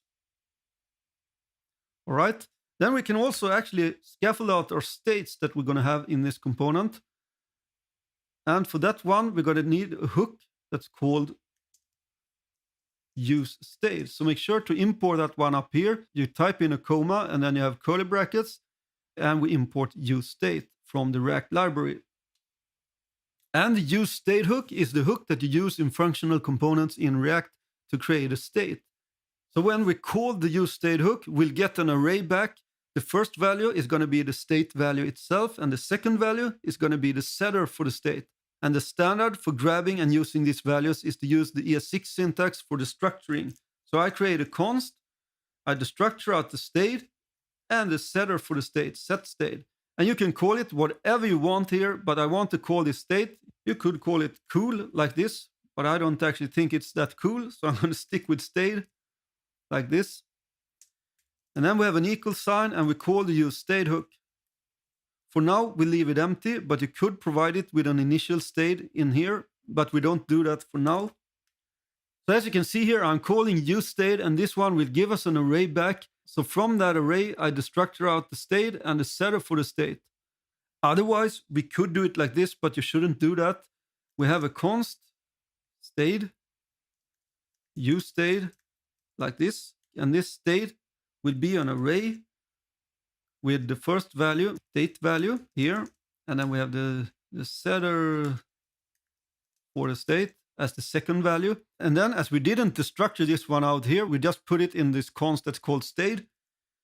If we want to grab the state, we have to type it in like this to use the index 0 because that's the first value in the array. And if we want to set the state, we have to grab the setter like this with the second value in the array, that is the index 1. So that's no good actually. It's much better to do it like this instead. We destructure it out and we can also name them individually by doing it like this. All right, so this is the way to go. This is the way you should do it. So that's the state that will hold all the movies. Then we're going to have a state for the loading. So loading and set loading equals use state. And this one I'm going to give an initial state. I'm going to set it to false. And this is also great with the use state hook. You can have as many of these ones as you want. So you can split the state up into multiple ones. And you couldn't do that in the class components in React. Because before we had the use state hook, we needed to create a class to have state in React. And then we just had one state and you have to have a state object with all the stuff in it. But now we can separate them out into different states. And that's super great. So I'm going to create the third one that I call error and set error. And this one is going to be used if we receive an error from the API. So we can have this as a flag. And we set this one to false also. All right. So that's the states. We have to do one more thing because we have created this component and we also have to export it. So export default home like this. See if we can get some auto formatting. No, it looks great anyways. All right, save the file. But if we go back to our application, you can see that we don't see anything yet. It just says start here. That's because we have created a component, but we're not actually using it. So in the app.js file, up here where we import the header, we're going to import home from /components and home like that. And then we can use that component down here. So we remove start here and use our component and we self-close it because we're not sending in any props. So we just type out the name in a tag like this, save the file, go back to the application, and you can see that it says homepage. And that's great. We know that it's working. And you may wonder why we have all these warnings here, but they are just warnings because we're not using these values now. So they will disappear later when we use them in the component. So nothing to worry about there. In the next video, I'm just going to do a short talk on the standard hooks that's in the React library. And then we'll move on and actually fetch some data from the movie database API. Okay, before we move on, I just want to make a brief talk about the built-in hooks that's in the React library. We can also create our custom hooks, and we're going to do that in this course also, but we have some hooks that's built in that you're probably going to use most of the time when you create React applications. So I'm on the react.js.org and I'm in this chapter here that's called hooks. This is great if you want to know more about hooks because honestly, hooks can be a little bit hard to grasp in the beginning. So I highly recommend that you actually read this chapter here if you're completely new to hooks and if you're new to React. This is a great way to start doing some reading before you do any course or create anything with React. It's always a good idea to have some basic theoretical knowledge before you start with something. But of course, it depends on how you like to learn stuff, so I shouldn't tell you how to do it. All right, so they have an introduction to hooks. They have different chapters here. We're actually going to look at this one, number 7, Hooks API Reference. And I'm going to talk about the hooks that's built in the library. So they separate it in basic hooks and additional hooks. And the basic hooks are probably the ones that you're going to use, not maybe 99%, but perhaps 95% of the time. And then you're going to create some own custom hooks and use some special hooks sometimes. So we already talked a little about the use state hook. That's the one that you use for creating state in a functional component in React. So that one we imported in the last video and we initialized it and set it up in the home component. We're also going to use a hook that's called use effect. And use effect is a hook that you can use for side effects. So in our case, we're going to grab data from an API and that's a side effect. So we're going to use the use effect hook for grabbing that data. And we're going to use the state to keep that data in our application. Then you have a hook that's called use context. We're not going to use that hook in the main part of this course, but I am going to use the use context hook in the extra chapter at the end, where I create a movie database login in the application and make it possible for you to cast a vote on the movies. Then I'm going to set up a global state that holds the login information of the user by using the use context. So that's the basic hooks. And then you have some additional hooks. Use reducer, that's something that's very similar to if you, for example, have used Redux. The use reducer is very similar to that one. And it can be used instead of the use state hook if you want a more, I don't know if it's a more complex state, but yeah, maybe a more complex state than the use state. We won't use it in this course. And the use callback and use memo hooks are hooks that you can use to memorize stuff if you don't want to recreate, for example, a function on each render. They're very handy if you, for example, run into something that's called an infinity loop with the use effect. That's very common actually in React that you can do that, because if you set the state in a use effect, that will trigger a re-render. And if you have a dependency in the use effect, for example, a function that recreates on each render, that will trigger that effect again, and that will set the state again, and it will trigger the effect again. And yeah, you get the point here. It will create an infinity loop. Then you can use the use callback to wrap that function inside the use callback hook. And that won't recreate the function on each render, because by default, if you create just a regular function, React will recreate that function on each render. And the use effect, if you specify that one in something that's called a dependency array that we're going to talk about, then that use effect will trigger again because it will think it's a new function, because that function has been recreated on the next render. So use callback and use memo are hooks you can use to memorize stuff in React, but I think they are a little bit more advanced, so I won't use them in this course. The use ref hook, we're actually going to use that one because I'm going to show you a little trick in this application and a neat little use case to use this one. Use ref is basically a hook you can use to create a mutable value that won't trigger a re-render. You can see it just maybe like a kind of a regular variable that won't trigger a re-render. So we can use this one to create a mutable value, because if we have it in a state, it will always trigger a re-render when we change that value. But if we change the value with the use ref hook, it won't trigger a re-render. Use imperative handle. I've never used this one, so I actually don't know what it's for. Use layout effect. It's very similar to use effect. They only differ in when they trigger. So there's no use case for the use layout effect in this course, so I won't go into detail. And use debug value. I haven't used this one either. These are the built-in hooks in React. But I think the strength about hook is that you actually can create custom hooks, and we're going to do that in this course also. That was a brief introduction to hooks in React. So in the next video, we're going to fetch some data from the movie database API. We're going to use the use effect hook and the use state hook for that.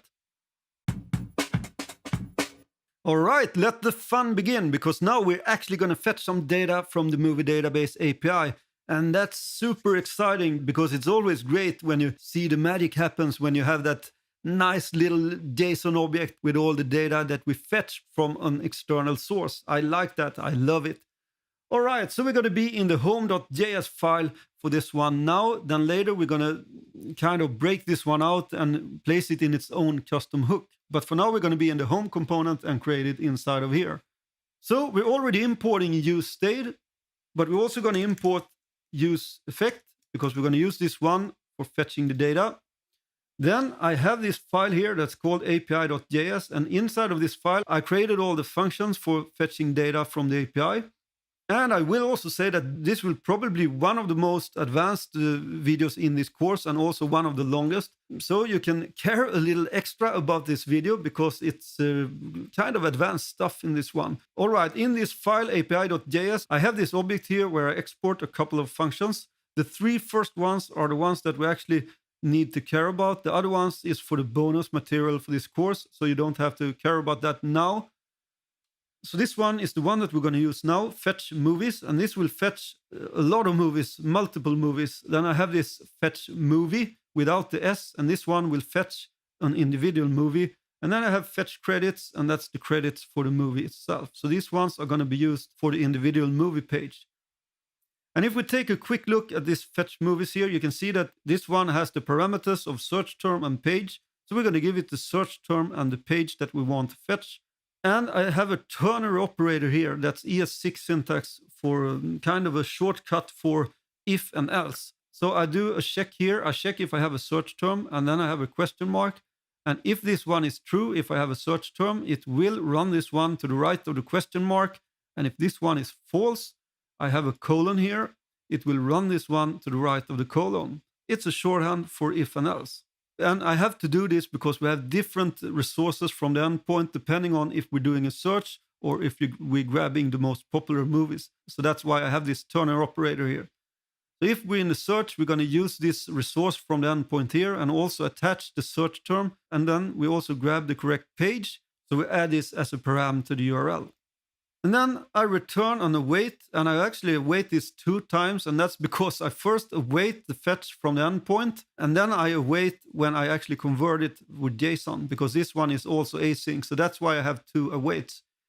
And as I have an await, I have marked this one with an async, so I'm using the async await syntax for this one. You could also use a good old then, but I think that's not as readable. I actually like this a lot more, so that's why I'm using the async await syntax for this one. All right, and I think that's it for this file. We don't have to care about this because we're going to import this function. So go back to home.js, and just below here, I'm also going to remove the sidebar. I mark it with API, and then I import API from ../API. And this will give us this object where we can access those functions I talked about. All right, so that's the API. Then down in the actual component here, just above the return statement, we can create the new function that we're going to call fetch movies. And as we're fetching from the API and we're going to use await, we have to mark this with async. And then it's going to have 2 parameters. It's going to have the page and the search term. And we can set the default value on the search term to an empty string like this. Then I have an arrow and I have curly brackets. So we create this function here. It's an async function because we're going to fetch from the API and await that data. This one is going to get the page. We can send in what page we want to grab. And then we can also send in the search term. We haven't actually created this one yet because this one is going to be another state when we create the search bar. So we're going to add in more states here later and also have a state for the search term. And if we don't send in a search term, we're going to fall back to an empty string.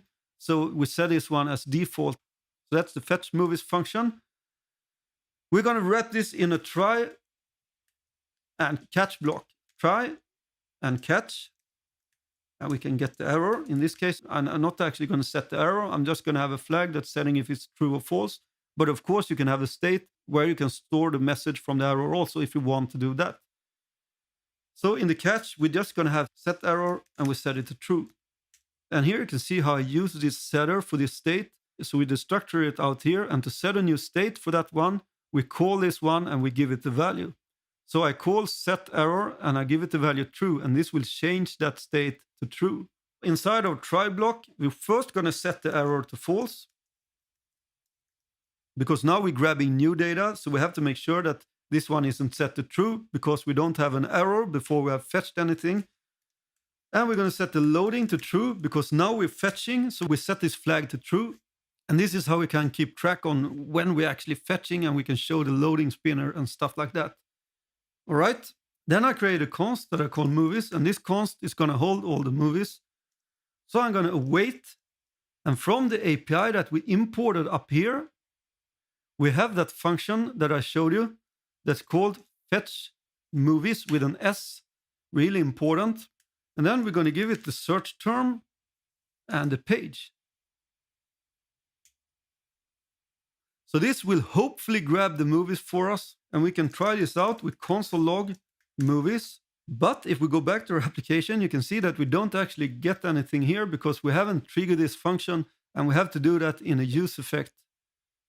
So we have the function now, but we haven't triggered it. Do some auto formatting and go below the function here. And we call the use effect.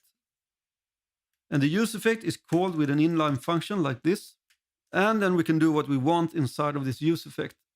So what we want now is to trigger this only on mount, only when we mount this home component on the initial run of this one. So we can do this by specifying a comma here and an empty array. This is what's called a dependency array for the use effect.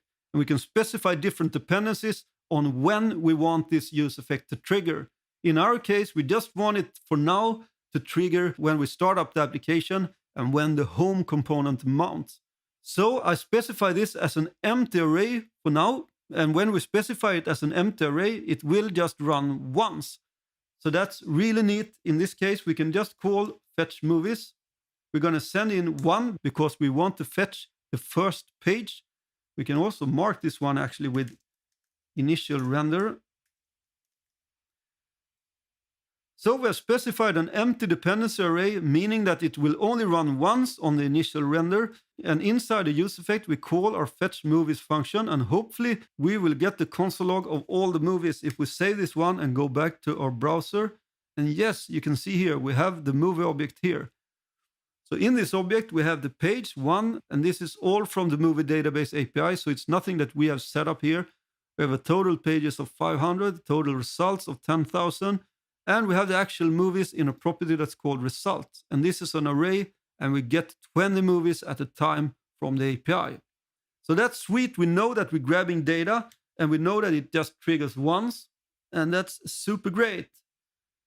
So now when we have the data here, we can actually set our state because we have our state up here and we want to put our movies in the state. So I'm going to call set state. And for this one, I'm going to provide it with an inline function. It's a callback function that's going to be called with the previous state by the state setter. If you provide a state setter with a function, it's going to be called with the previous state. And that's great because we need a previous state when we set the state. And I'm going to show you why in a second. So we have a parameter that I call prev. You can call it whatever you want. In the state, we want to set an object. So we want to return an object. So I have a parenthesis and curly brackets. If we didn't have the parenthesis, it would think that these curly brackets marks the scope of the function itself. And that's no good.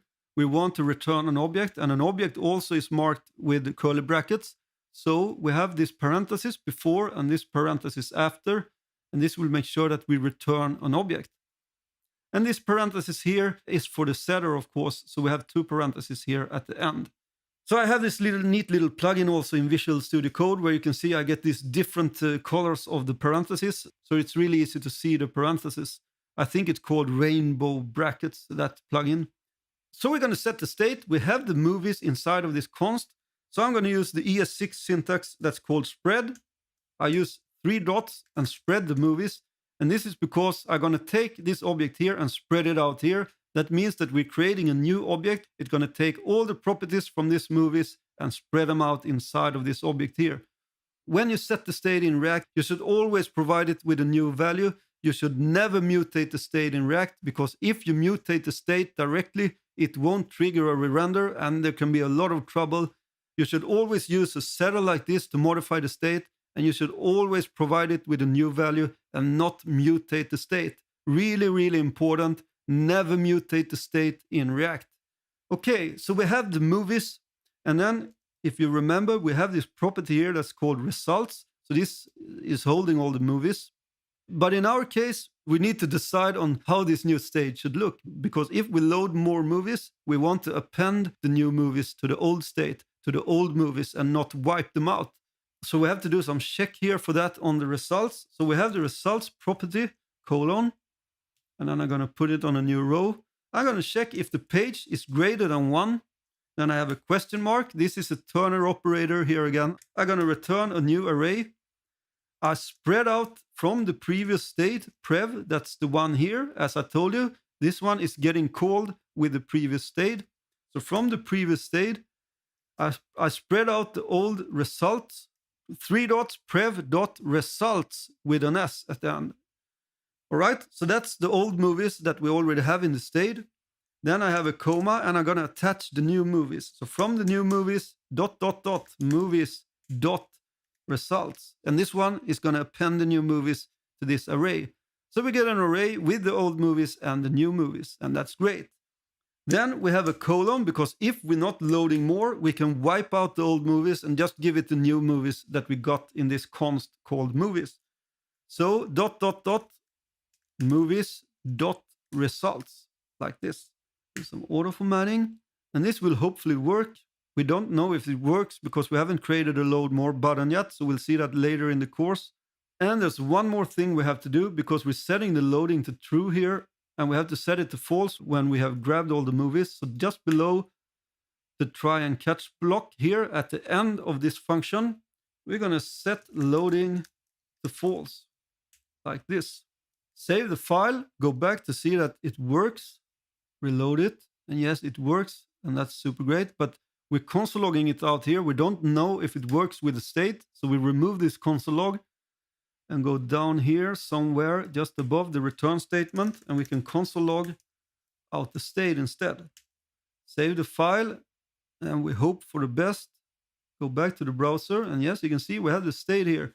And you may wonder, why is it showing this many times? And that's because if we look in the home component, we have 3 different states here, so it will re-render each time we change one of these states.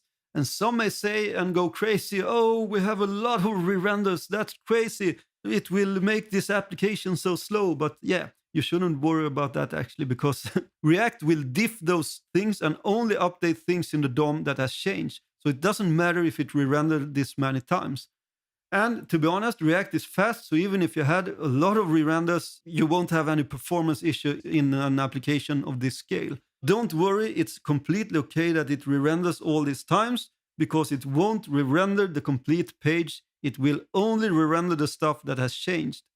All right, that's how you fetch data from the movie database API with a use effect hook, and then you put it in the state with a use state hook. In the next video, we're going to take all this logic here and create our own custom hook and place that data inside of there. And then we can get rid of this one in the home component, so it will look a lot cleaner. Okay, we're grabbing data from the movie database API with a use effect hook, and we place it in the state with the use state hook. We're going to move all this logic inside of a custom hook instead, because that will make this component a lot cleaner. And it's always great to separate out this logic if we want to reuse it somewhere else in the application. In our case, we don't need to do that. So we do it just because we want to clean up this component and to separate out this logic. So that's why you create custom hooks. Either you do it because you want to reuse some logic somewhere in your application, or you want to clean it out and have that separated out. So inside of the src folder, not in the components folder this time, inside of the src folder, create a new folder that's called hooks. And inside of that folder, create a new file that's called use home fetch camel casing.js. Capital H, capital F. And why do I name it like this? Well, React wants you to name all your custom hooks with use and then your name. That way React knows that this is a custom hook. You could skip to use, but you shouldn't do that. You should always name them with use before the name. Always do it like that, otherwise it can give you trouble in the future. So inside of this file, I'm going to create a new function. I'm going to export it also, because we're going to import this one in our home component and use this custom hook. Export const use home fetch. And I create a regular arrow function like this. All right, so that's our function. Then we go back to our home component inside of the components folder. And we're going to grab all this logic here, all the states, the fetch movies function, and the use effect. We can keep the console log for now. It's going to give us an error, but that's okay. We're going to fix that soon. Go back to the use home fetch custom hook, paste the logic in here. And it complains now because we haven't imported these ones here. So we could actually just copy them from the home component, but just as before, I want us to type in stuff a lot here because we're learning stuff. So we're going to import from the React library. We're going to need the use state. So import curly brackets, use state, comma, use effect. And we're also going to use a hook that's called use ref later, so we can import that one also. And we import it from React. And you can see that I don't import React in this one because we not need the actual React library. We just need this stuff from that library. So that's why we don't have any JSX or anything here. So that's why we don't need to import React itself. We also need to import the API. And that one we can actually just copy this one from the home. So go back to the home, cut this one out here, the import API, like this. Go back to the use home fetch hook and paste it in here. And this one should be it. All right. Do some auto formatting. And we only have this function now. We're not actually returning something. So we have to return something in our custom hook also. So go down to the bottom of the function. And there we're going to return our states for now. We're going to return more stuff in this one later when we create more stuff. But now we return an object. And we have the state. We have the loading and the error. Like this. And this is also ES6 syntax. As we return this object, this one is automatically going to get the property state because it has the same name. And all of these ones has the same name. So we don't have to specify them explicitly. It will figure this out itself. All right, there's one more thing I want to do inside of this one before we finished for this video. And that is I want to create an initial state. So up here I create a const initial state. It's always a great idea to have an initial state if you want to reset stuff, and we want to do that later. So I'm going to structure this state just as the one that we got back from the movie database API. So we have the page. It's going to be 0 initially. Then we have the results. That's the property that holds all the movies. I'm going to provide it with an empty array initially. We have the total underscore pages. It's going to be 0. And the total underscore results. It's going to be 0 also. So this is the initial state. And now we can give this initial state to the use state here, where we create a state. So I provide it with the initial state, and this will make sure that it gets this state. All right, so that's our custom hook for now.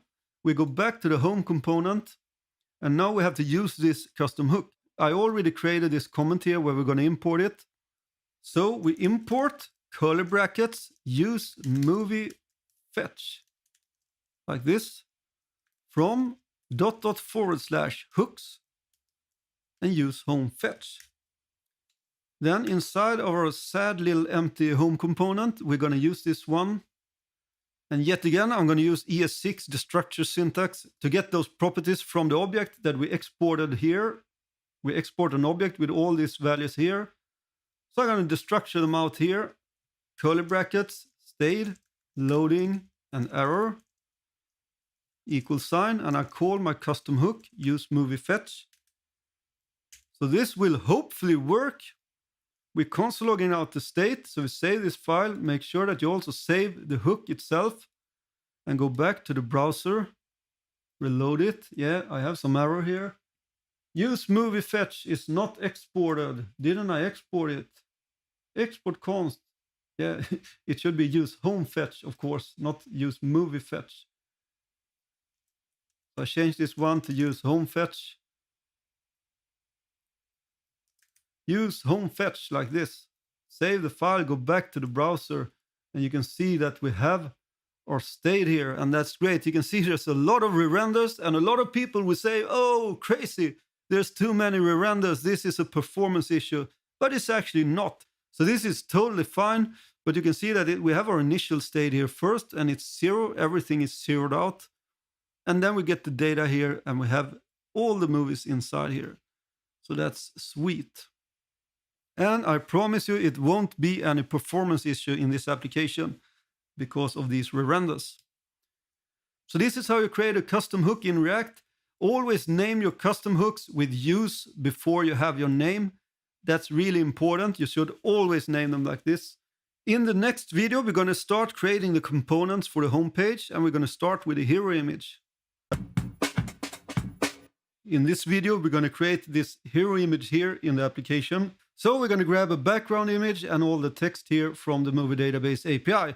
Or actually, we have already grabbed them, so we're going to use that data inside of the hero image component. So let's go back to our code editor, and inside the components folder, create a new folder that we call hero image.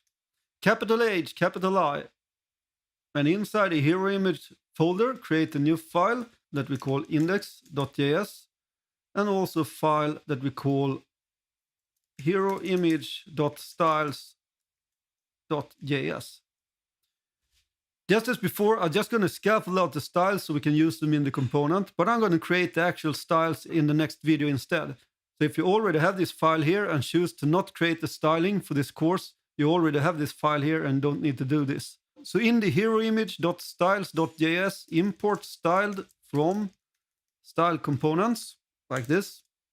Then I'm going to export a const that I call wrapper, and it's going to equal from styled.div. I'm going to create a div. I have backticks like this.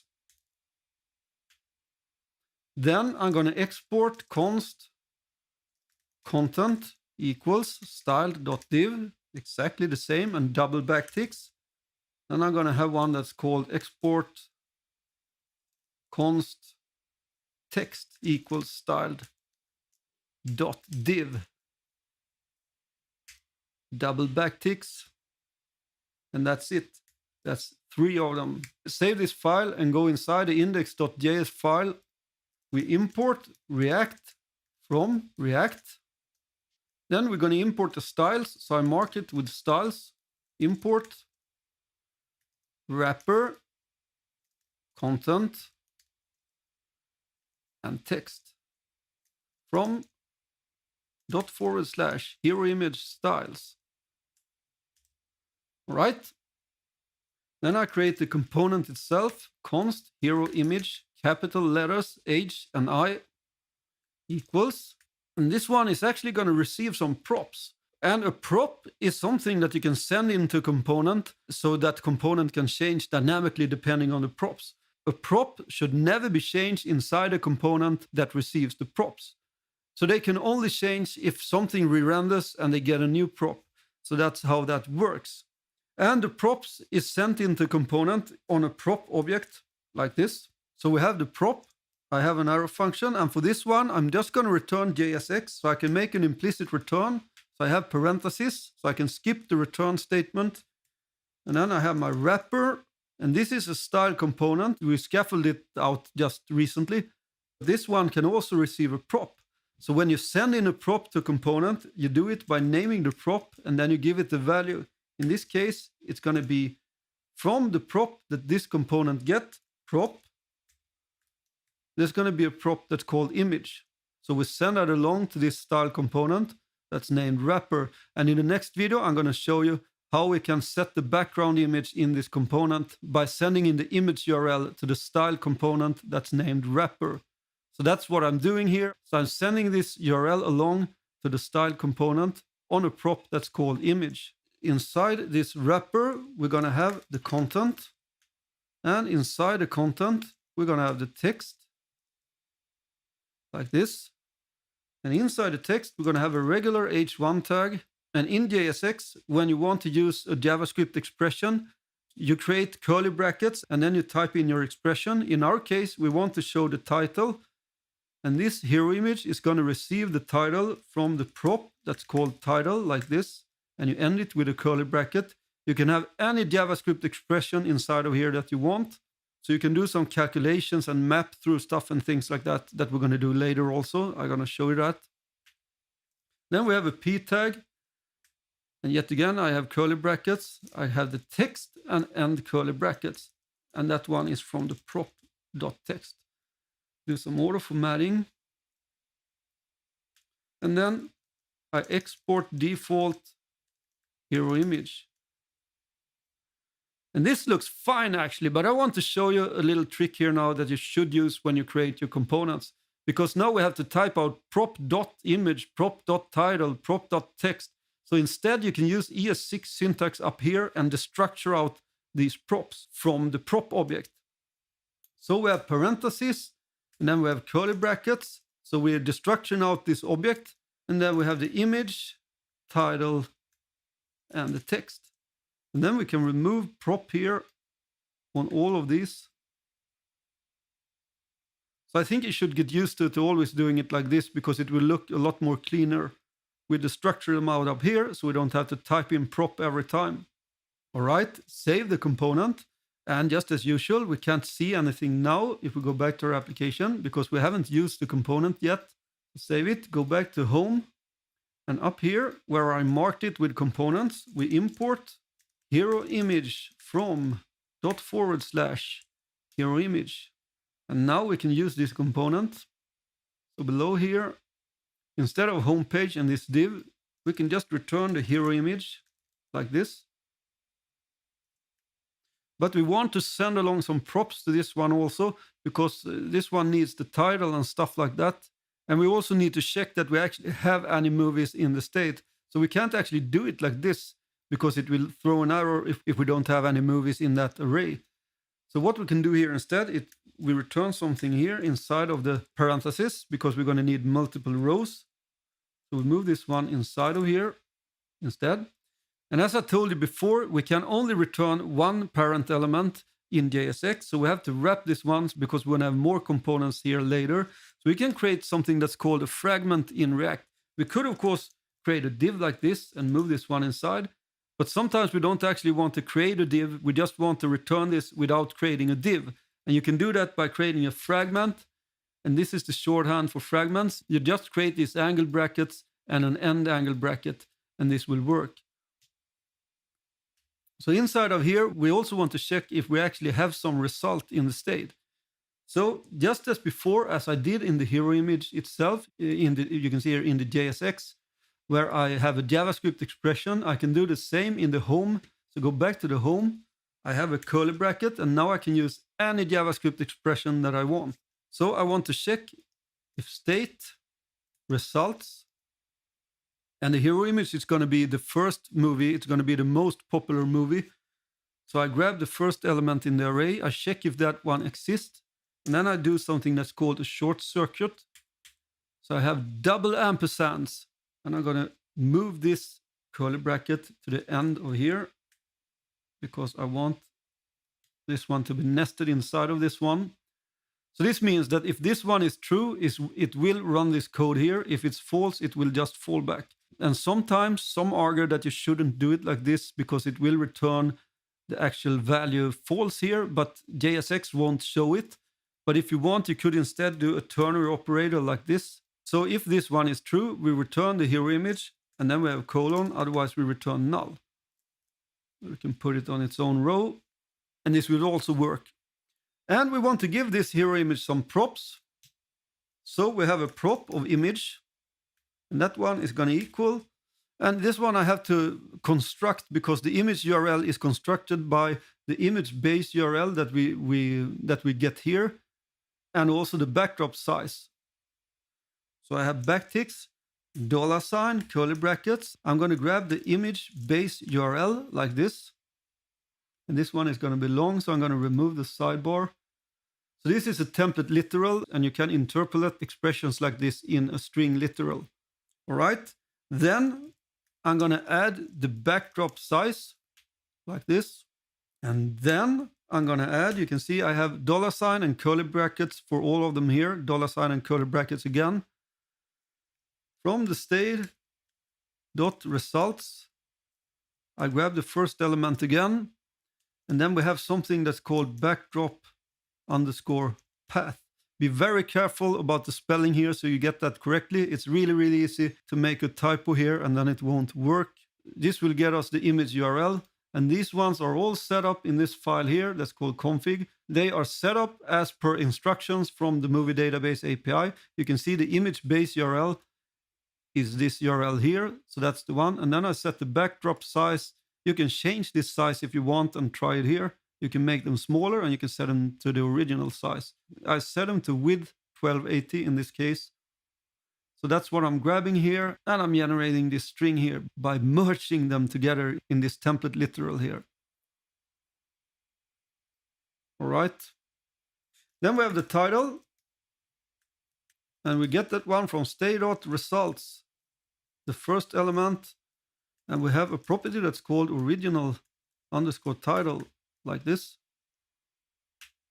And then we have the text, yet again from stay.results. From the first element. You could also break this out in its own variable if you don't want to type this in every time. So there's probably a lot of things you can optimize in this application, but as this is a beginner/intermediate course, I don't want to do a lot of stuff like this because it will only take time and it will be confusing with all the other stuff going on. So we have a property here that's called overview. And these are, of course, all from the movie database API. It's nothing that I have created. These are named like this from the movie database API. All right, do some auto formatting. So you can see here, I send in 3 props, image, title, and text. And these are the ones that I destructured out in this component itself. So when you want to give a prop to a component, you do it like this. You name the prop and then you give it the value. And then you can grab those props inside of this component. So save the file, go back to the browser, and you can see that we can't see anything yet. But if I mark it here, you can see that we have the text, but we don't actually have set any styling for this one yet. So that's what we're going to do in the next video. And then we'll hopefully see this nice little hero image in our application. It's time to create the styles for the hero component. So move back inside of the code editor. And the file that's called heroimage.styles.js that we created in the last video. So we have all these components here.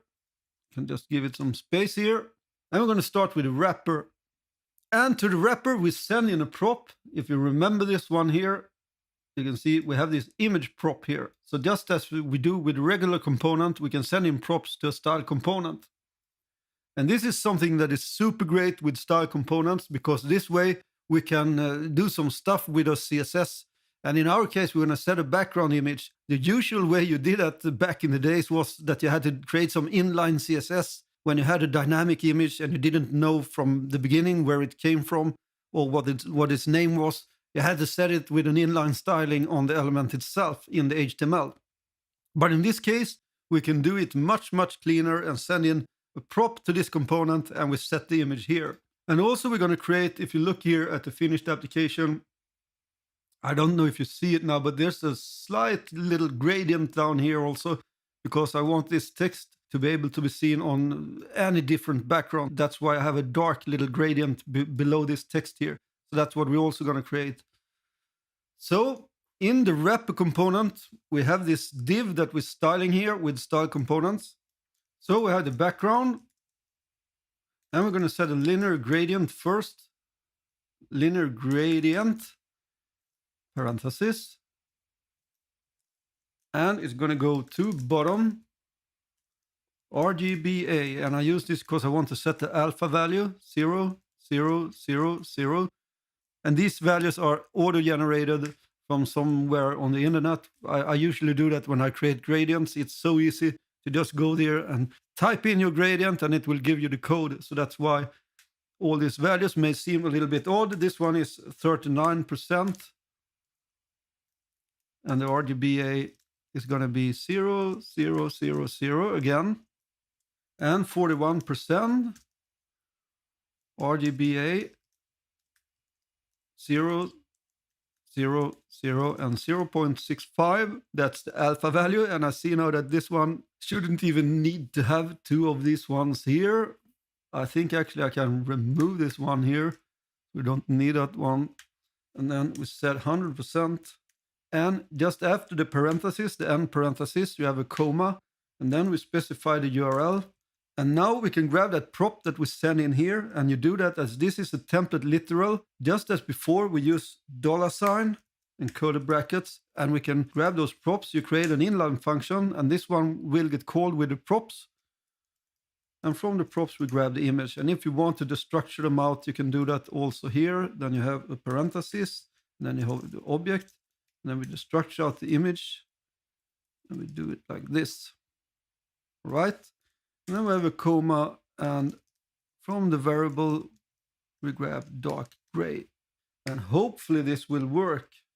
Do some auto formatting and save it, go back to the browser, and you can see that we actually have the image here, but we haven't set any other properties, so that's why it will look like this. So let's go back here, and we're going to set the background size 100% and cover. We're going to set the background position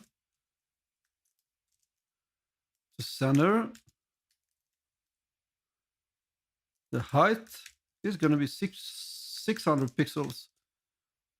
Position is going to be relative, because we're going to absolute position our text, so that's why we have to set this to relative. And I'm also going to have a slight animation on this one. So I set an animation that I'm going to call animate hero image, and it's going to be for 1 second. If we look at the finished here, you can see that it kind of fades up. So that's the animation that I'm going to create. And I do that below here. I nest it inside of here. So at keyframes, and the name is animate hero image. And I go from opacity, it's going to be 0, to opacity, it's going to be 1. Save it, go back and see what we've got. And there you have it. There's some little border up here. I don't know why. Let's see if it sorts itself out when I create other styles. But you can see that it animates in here quite smoothly, so that's great. All right, let's fix the other components. So we have the content. Padding is going to be 20 pixels on that one. We set a max width, and we grab from our variable the max width. And margin is going to be 0 in auto. Save it. Let's check it out. You can see that it's in the center now. That's great. And that one, remove that nasty little border up there also. So that's sweet. Then we have the text. So let's create that one also. I set the set index to 100 just to place it on top. I set the max width to 700 pixels on this text. Position is going to be absolute. From bottom, I'm going to set it to 40 pixels, and margin right is going to be 20 pixels. The min height is going to be 100 pixels. And the color is going to be, from the variables, we have the white. All right, so that's our text. And inside we have the H1 tag.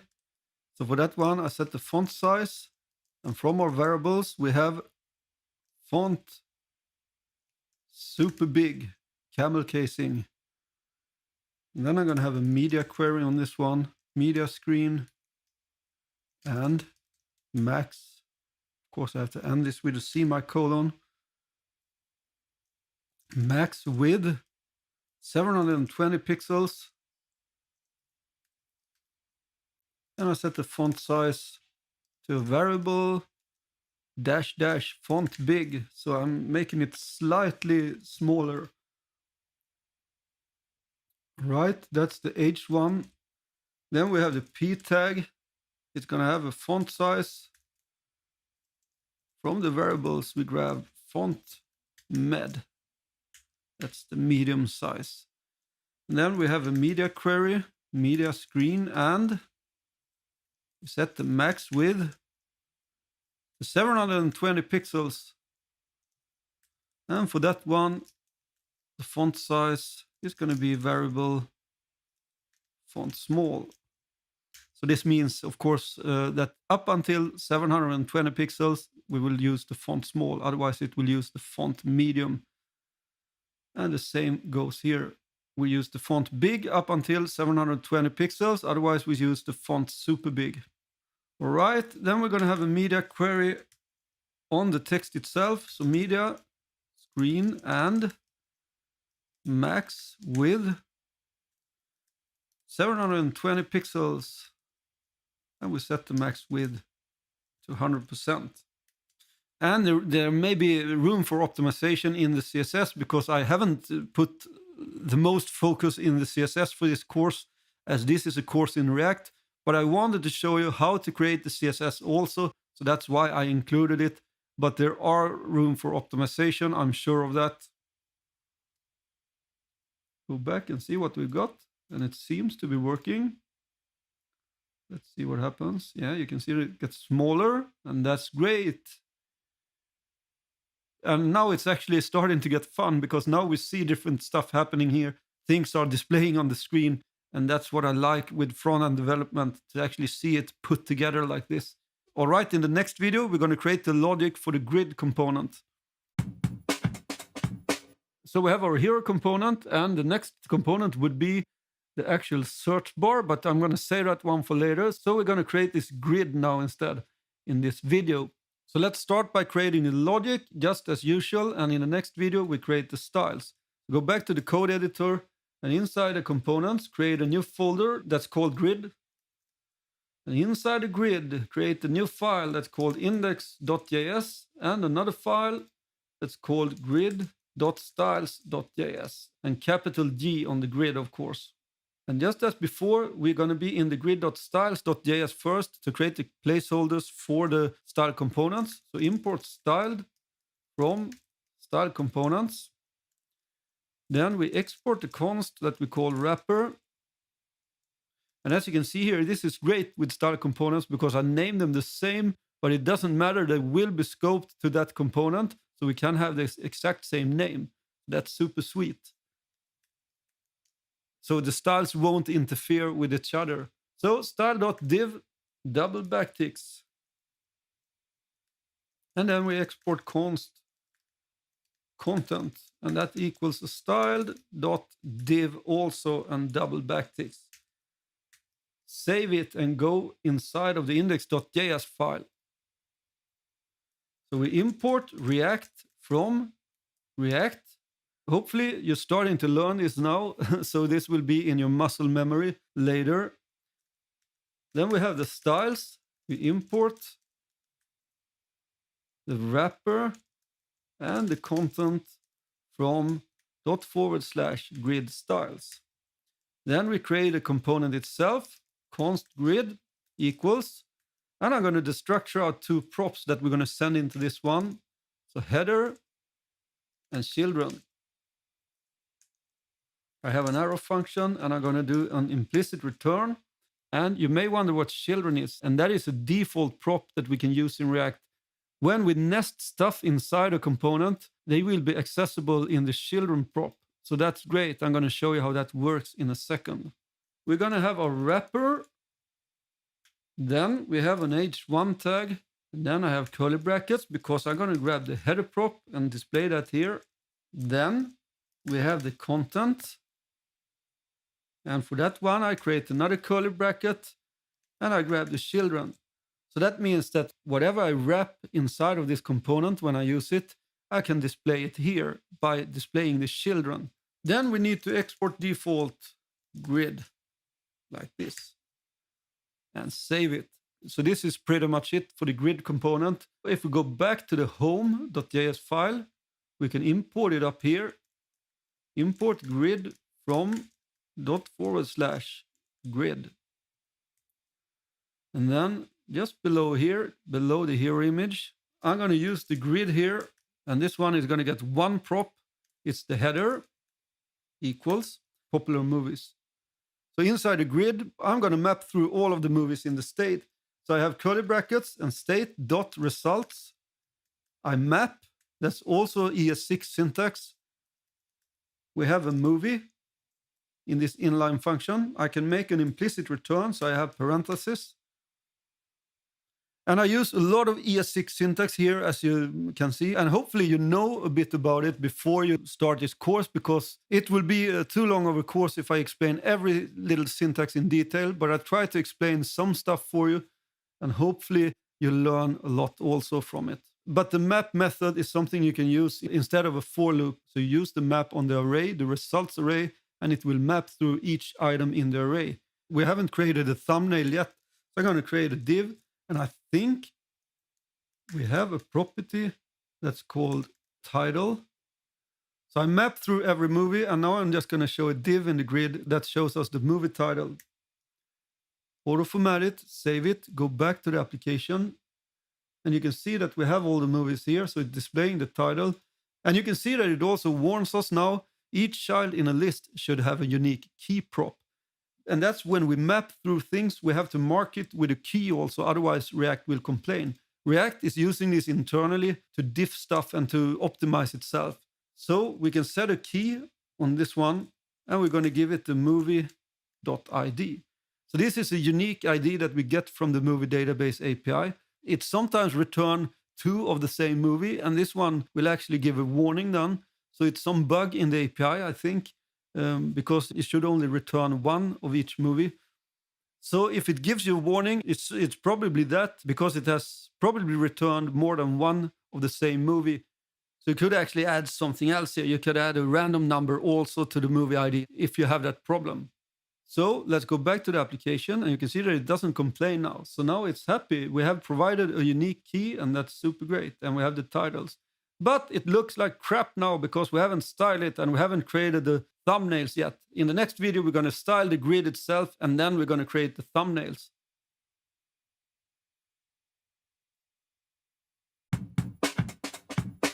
So we have our grid, but we have to style it also, and that's what we're going to do in this video.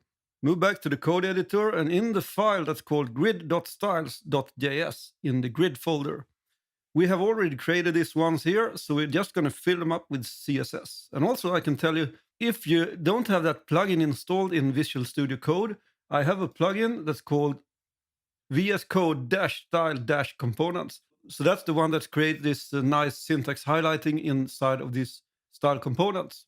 So that's a little tip if you haven't installed that one. All right, so let's create the styles for the wrapper first. We're going to set the max width from our variable that's called max width. Then we set the margin to 0 auto. That will center the div, and we give it some padding, 0 and 20 pixels. That's padding on the sides. And then we have the h1 tag. I'm going to set the color from the variable med gray on that one. And then also I'm going to have a media query. So at media screen and max dash width 768 pixels, and this one is going to change the font size from the variable font big. All right, save it, go back to the browser, and you can see that we have these nice margins here, but we haven't actually created a grid yet. So that's what we're going to do next. Inside the content component, we're going to display as a grid. Then we set something that's called grid template columns, grid dash template dash columns. We're going to set this one to repeat. And this is a little trick you can use if you want to create a responsive grid. So we repeat these columns. We set it to autofill, a comma, and then we use the min max 200 pixels. That's the minimum width that those little thumbnails can have. And then we set it to 1 fragment, so we don't specify an exact pixel width on the max value. And this is CSS grid syntax. And the CSS grid would probably require a complete course on its own. So I'm not going to go there. Grid gap, we're going to set that one to 2 rem. So that will give it some spacing between the rows and the columns. Save it. Go back to the browser, and you can see that we have our grid. So now it's showing us 5 items on each row. If we do like this, you can see that it is responsive, and that's super great. That's a neat trick you can use if you have a grid like this. Just with one row in CSS Grid, you can make it fully responsive. So that is really, really cool, actually. And it works because we set this one to repeat the columns, and we set it to autofill, and then we set a min and max value. So we're telling it when it's 200 pixels wide, it can't go lower. So then it removes one column instead, and it's going to do that all the way down to the mobile devices. All right, that's the styling for the grid. It was pretty fast, I think. In the next video, we're going to start creating the thumbnails. We have the grid now, but we haven't created the thumbnails for the movies, so that's what we're going to do next. Move back inside of the code editor, and inside the components folder, create a new folder that you call thumb, capital T. And inside of that folder, you create a new file that's called index.js. And then you create another file that's called thumb.styles.js. I hope you're beginning to see the pattern here on how I structure the components. So first we're going to start in the thumb.styles.js just as before. So we import styled from styled components. And for this one, we're only going to have one component. So export const image, capital I. And this one is going to be styled.img because we're styling the image here. All right, save it. And go back to the index.js file for the thumb. So first we import React from React. Then we mark it with styles and import image from /thumb styles. We're going to import some more stuff here later because these thumbnails are going to be clickable. We're going to create that later when we have set up the routing and also started to create our movie page. So for now, we create our thumb component, const thumb equals. I'm going to destructure out an image prop, movie ID, and clickable. I make an implicit return on this one because I'm only going to return JSX. For this one, I'm going to have a wrapping div like this. And then we're going to use this prop to tell if it's clickable or not. And then we're going to have a turner operator here. But for now, we're just going to return an image. So that's the image that we created here. The source is going to be from the image prop. And we can set an alt of movie thumb on that one. We self-close it.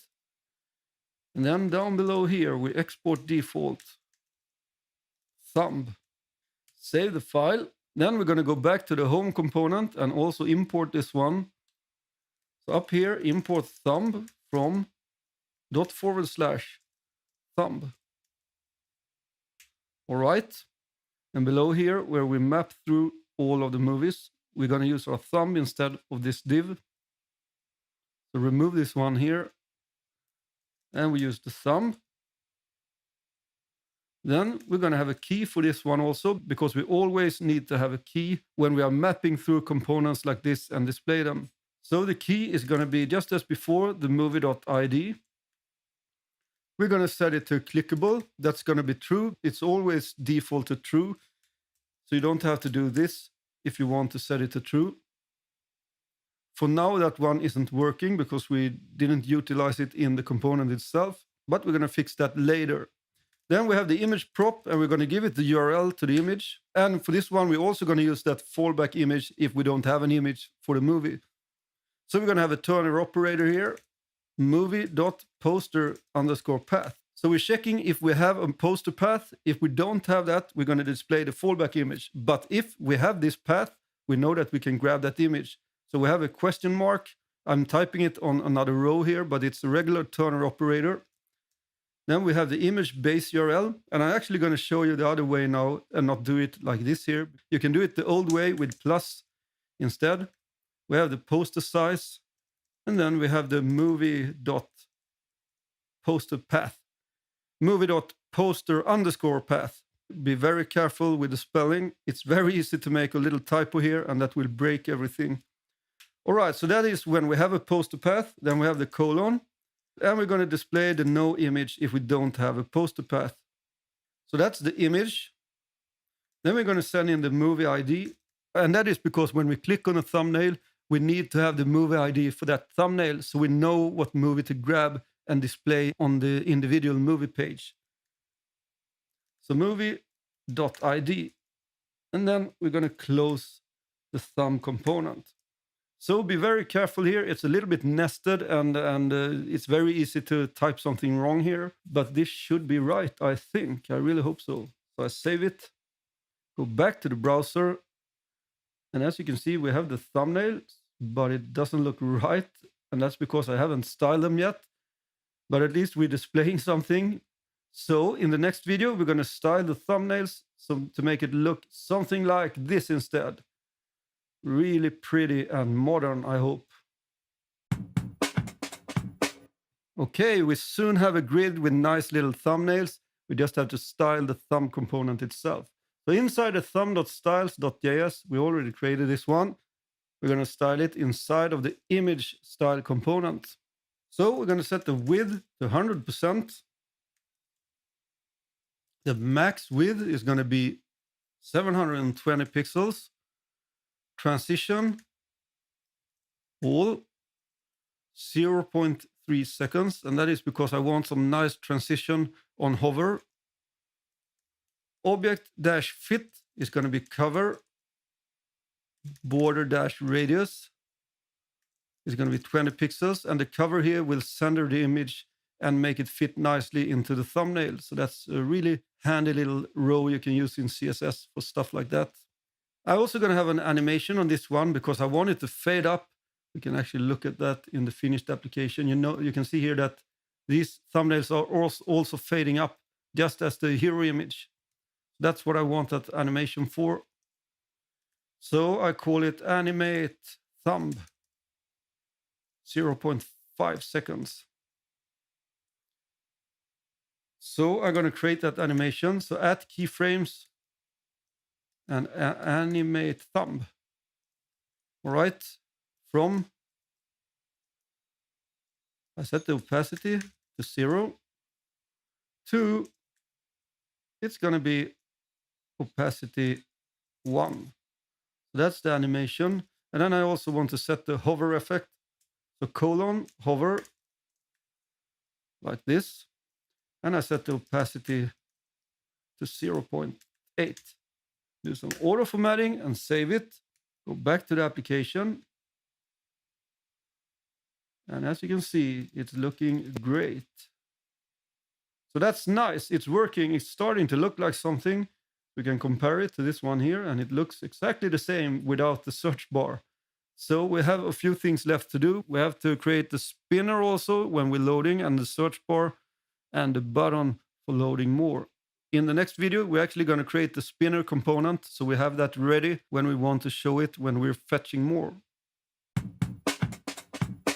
Okay, we have our hero image and our grid. So we're going to create the spinner in this video. Back inside of the code editor and the components folder. And inside the components folder, create a new folder that we call spinner. And then we create a file that's called index.js and another file that's called spinner.styles.js. It's beginning to be a little bit repetitive here, but as I said so many times before now, it's always great to repeat stuff when you learn it. So even if it's boring, it's better to repeat it because then it will be in your muscle memory later. So that's why I repeat a lot of stuff also in this course. And this one is a little bit special actually because we have the component itself in the index.js file, but the component is really just going to be a style component. So in this index.js file, we're just going to import the style component in this file. So we can create this actually in this video, and then we import it, and then it will be finished. So in the spinner.styles.js file, we import styled from style components. We export a const that we name spinner, and it equals a styled.div. double backticks, and inside the backticks we write our CSS. We set the border to 5 pixels solid, and we have the variable of light gray. We set the border dash top to 5 pixels solid with a variable dash dash med gray. We set the border dash radius to 50% because this one is going to be a circle, so that's why. The width is going to be 50 pixels and the height is also going to be 50 pixels. We have an animation on this one also. We call it spin, 0.8 seconds. It's going to be a linear animation and it's going to be infinite. And we set the margin to 20 pixels auto. All right, then we create an animation at keyframes. Spin. We go from 0%, transform, we rotate it 0 degree. Here I'm using percent instead, so you can use whatever you want. We didn't do that in the thumb styles. I'm using from to in that one instead. So I like to change stuff a little bit when I create courses like this so that you see that you can create it in many different ways. So here I'm using percent instead. And it should say transform, not transform. Transform and rotate 0 degrees. End it with a semicolon. And then we go to 100%. And the transform is going to be rotate 360 degrees. Do some auto formatting and save it. Then we go back to the index.js file in the spinner folder. And for this one, we just import the spinner that we created as a style component. So from ./spinner.styles. And then we export it. Export default spinner. So that's it for this component. We can actually see if it works also. So go back to the home page. Home.js. We import it first here. Import spinner from ./spinner. All right. And then here just below the grid, we can place the spinner. And also I saw here we don't actually need the use state and the use effect here more, so we can delete those ones also. Save the file, go back to the browser, and as you can see just below here, it's spinning like crazy. And of course it's only going to be shown when we fetch data from the API.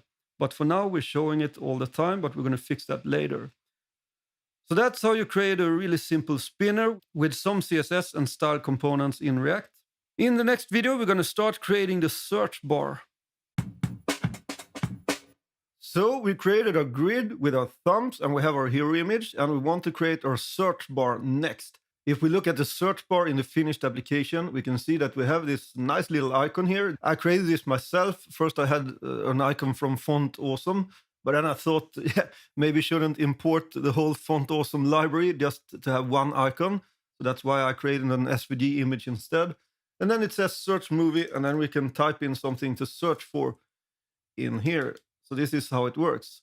So let's go back to our code.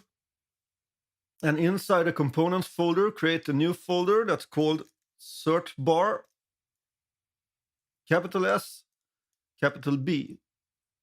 And inside of that folder, you probably guessed it, we create a file that's called index.js and a file that's called searchbar.styles.js. And we do as we always do. We're going to be in the searchbar.styles.js and we're going to scaffold out the style components. Import styled from style components. Then we export a const called wrapper and it's going to equal a styled.div. And we have double backticks and we export not triple backticks, double backticks and a semicolon. Then we export a const that's called content. It's going to equal styled.div, double backticks and a semicolon. Save it, go back to the index.js in the search bar folder. We import React, comma. We're also going to import a few other stuff here. We're going to need a use state. We're going to need a use effect. And we're also going to need a use ref for this one. And we import it from React. So why do I need these things? Well, the state we're going to use to create what's called a controlled component. And that means that we're going to have our input field, but it's going to be controlled by React. The input field is going to be based on the value in the state. We're going to use the use effect to trigger when this local state changes. And then we're going to update the search term so that it will fetch new movies from the API. And the use ref is going to be used to show you a little trick that we can use if we don't want to do something in the use effect on the initial render. So then we're going to import the image. That's going to be that little icon I showed you. So import search icon, camel casing from // again, images. And we have something that's called search-icon.svg. Don't miss the file extension there. And then we have the styles. So import curly brackets, wrapper, and content from /searchbar.styles. All right, so that's our imports. And then we create a component, const search bar, capital S, capital B equals, and we're going to destructure out the prop that's going to be set search term camel cased. I create an error, and then for this one we're going to make an explicit return because we want to have some logic in it. So we have a return statement, parenthesis. Then we have our wrapper. And inside the wrapper, we're going to have our content like this. So the first thing we need is the icon, and it's going to be an image. So image src is going to be the search icon. We can set an alt on that one also, search-icon. We self-close it like this. So just the regular img tag. Then we're going to have an input field, and it's going to be of type text.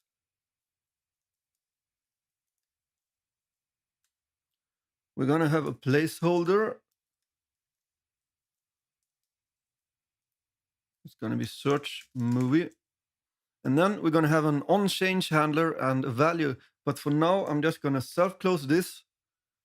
I'm going to do some auto formatting and export this component. Export default search bar. And then we're going to import it in the home component just to see that we got something here. So go back to the home. I can close all this. Go back to the home. And just below the hero image, we're going to place that component. But first we need to import it. So import search bar from // search bar. Right. Go down below the hero image, just above the grid. We can place our search bar. Save it, go back to the browser. And you can see that we have our input field here, but we haven't styled it yet, of course. So hopefully it's going to look something like this when we're finished. So go back to the code and the search bar in the index.js file. We're going to make this what's called a controlled component. A controlled component in React is a component that React control. So the input value is going to be based on a state that we create. And when that state changes, it also changes the value in the input box. And this is great because then we know that our state is in sync with the actual value in the input field. We create a state up here, const. We can call it state and set state equals use state. And it's going to be an empty string for starters. On our input field, it auto formatted them like this. I want to have them like this instead. We're going to have an onChange handler equals. And for this one, I'm going to create an inline function. You could also create a function up here for that one if you want to do that instead. But I want to show you how to do things differently. So in this case, I create an inline function. We have the event, or you can just type in E, for example. You can name it to whatever you want. Then we set the state with the event dot current target dot value, and this will give us the value in the input field. And we need to have this inline function as we are actually invoking this function here with that value, otherwise it won't work. So by having this inline function, we can provide this one with a value. So that's why we have this inline function. Otherwise, it will run this function instantly, and that's no good. So if we, for example, had a function that we didn't want to send in some arguments to, that we just want to trigger on change, we can have it like this instead, and that will work. But in this case, we want to send in the argument of the current value. So that's why we have this inline function. All right, so that's the onChange, and then we set the value to the state. And there we have successfully created a control component. We can see if it works. Go back to the browser, type something in, and you can see the value here now is controlled by React. As soon as we set this value to some state value here, we are making this a control component. And every time it changes, it's going to trigger the set state, and it gets the value here. And we place the value from the text input in the state, and then the value is displayed in the text box itself. So it's kind of a closed circle here on how things work. It goes around in this way.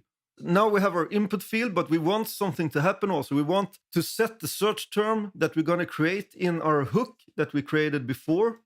So we're actually going to create a new state inside our use home fetch. So up here in the use home fetch hook, we're going to create a const, call it search term, capital T, and set search term. Then it's going to equal use state. And we set it as an empty string initially. Then we also need to export this one.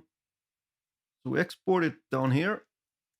And we only need a setter for this one. So we can export the set search term like this. Save the file, go back to the home.js. And up here, where we use our use home fetch hook, we can destructure out the set search term, the set search term. All right. And this one is going to be the prop for our search bar. So I'm going to call this prop set search term also. You can call it whatever you want. And then I give it the set search term. So this way we pass this along down to our component, the search bar, so that we can use it in the search bar. So when this one triggers, when we set the search term, it's going to trigger here. So it's actually changing the state in our hook here. That's exactly what we want, because then we can use it in our hook when we fetch stuff. But in this case, we want to have a slight delay when the user types something in before it tries to fetch the data. We can look here in the finished application. You can see when I type something in here that I have a slight delay. Otherwise, it wouldn't be a good user experience if it just instantly started to fetch data.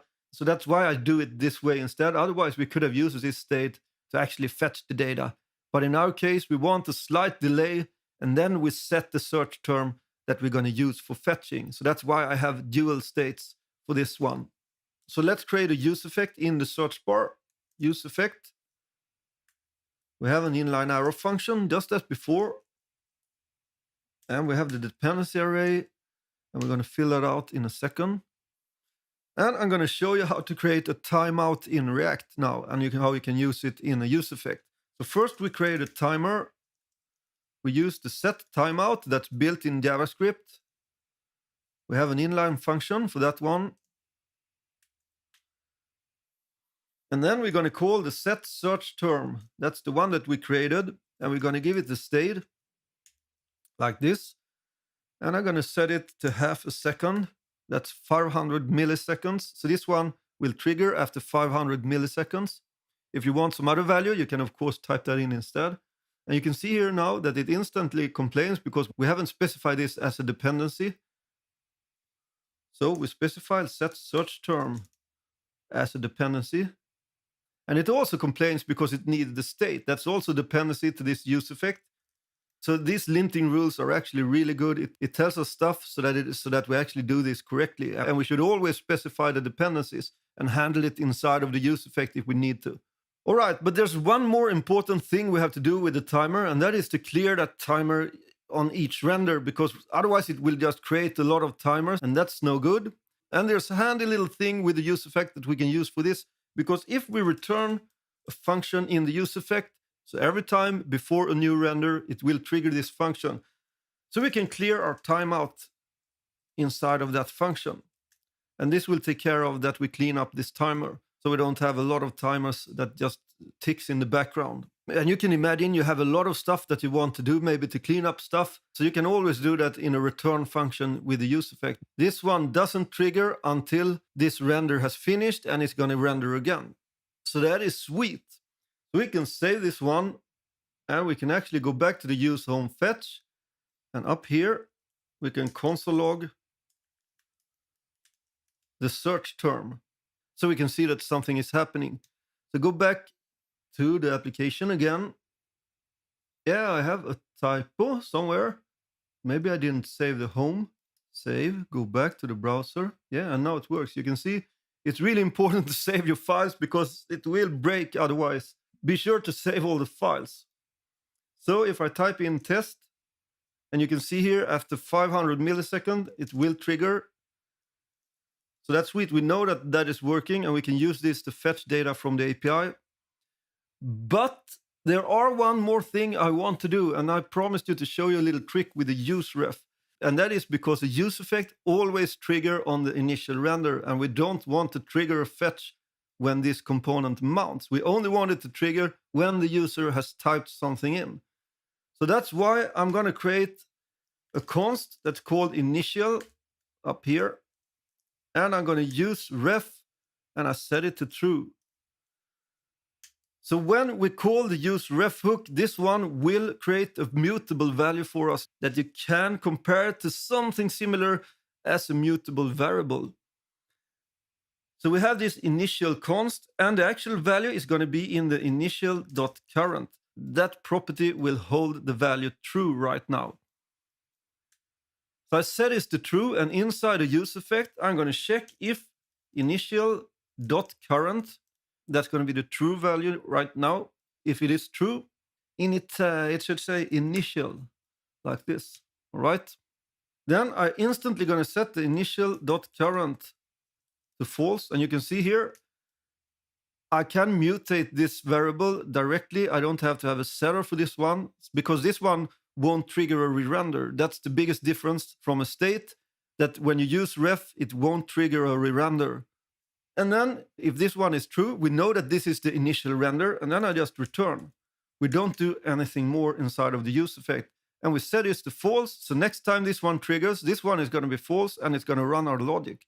So this is how you can create a neat little code snippet here to skip the initial render in the use effect. Save the file. Just make sure that it works. Yeah, and it seems to be working. We've learned how to create a control component in React, and the component controls the input field with the state. So the input field always has the same value as the state, and that's a control component. Our state is synced with the input field. And then we created a timer that will trigger each half a second and call this set search term to set the state there. And the state is going to be the value from the input field. And we also pass this one along from the use home fetch. So that's how you pass data down to your components. That's what props are for. You can pass data down to your component, and we can use it in that component. And that means that we also have this value in our use home fetch hook to use to fetch data later. So I can remove this console log for now, save the file, and this will be it actually for the search bar. In the next video, we're going to style the search bar, and then we're going to create the logic for fetching the data. We have created our search input field, but it doesn't look good, so we have to style it also, and that's what we're going to do now. So in our search bar.styles file, we're going to create the wrapper first, and I'm going to display it as a flex. I'm going to align the items to center, not aligned, align. I set the height to 100 pixels. The background is going to be from the variables. We have the dark gray. And I'm going to give it some padding on the sides, 0 and 20 pixels. Do some auto formatting, save it, go back to the browser. And you can see that we have the search bar here. And now we have to style kind of the inner part of the search bar. And we do that in the content. So inside the content, I'm going to set the position to relative because we want to place the icon with an absolute position. The max width is going to be from the variables. We have our max width. The width is going to be 100%. The height is going to be 55 pixels. The background is going to be from the variables med gray. The margin is going to be 0 and auto. And the border dash radius is going to be 40 pixels. And the color from the variables, we have our white. Save it, go back and see what we've got so far. So we have this inner part now of the search bar. So we have to style the icon and the search bar input field itself. So inside the content, we're going to nest some stuff here. We have our icon, that's the IMG. I set the position to absolute. And this is why I used relative up here, otherwise it won't work. So it needs to be relative to the actual content div. It's going to be left 15 pixels, top 14 pixels, and width is going to be 30 pixels. Save it, go back. And now it seems to align correctly, and it also has the correct size. Great. Then we have the input field itself. So down below the IMG, type in input. We set the font size to 28 pixels in this one. Position is going to be absolute. Left is 0. Margin is 8 pixels and 0. Padding is going to be 0, 0, 0 and 60 pixels.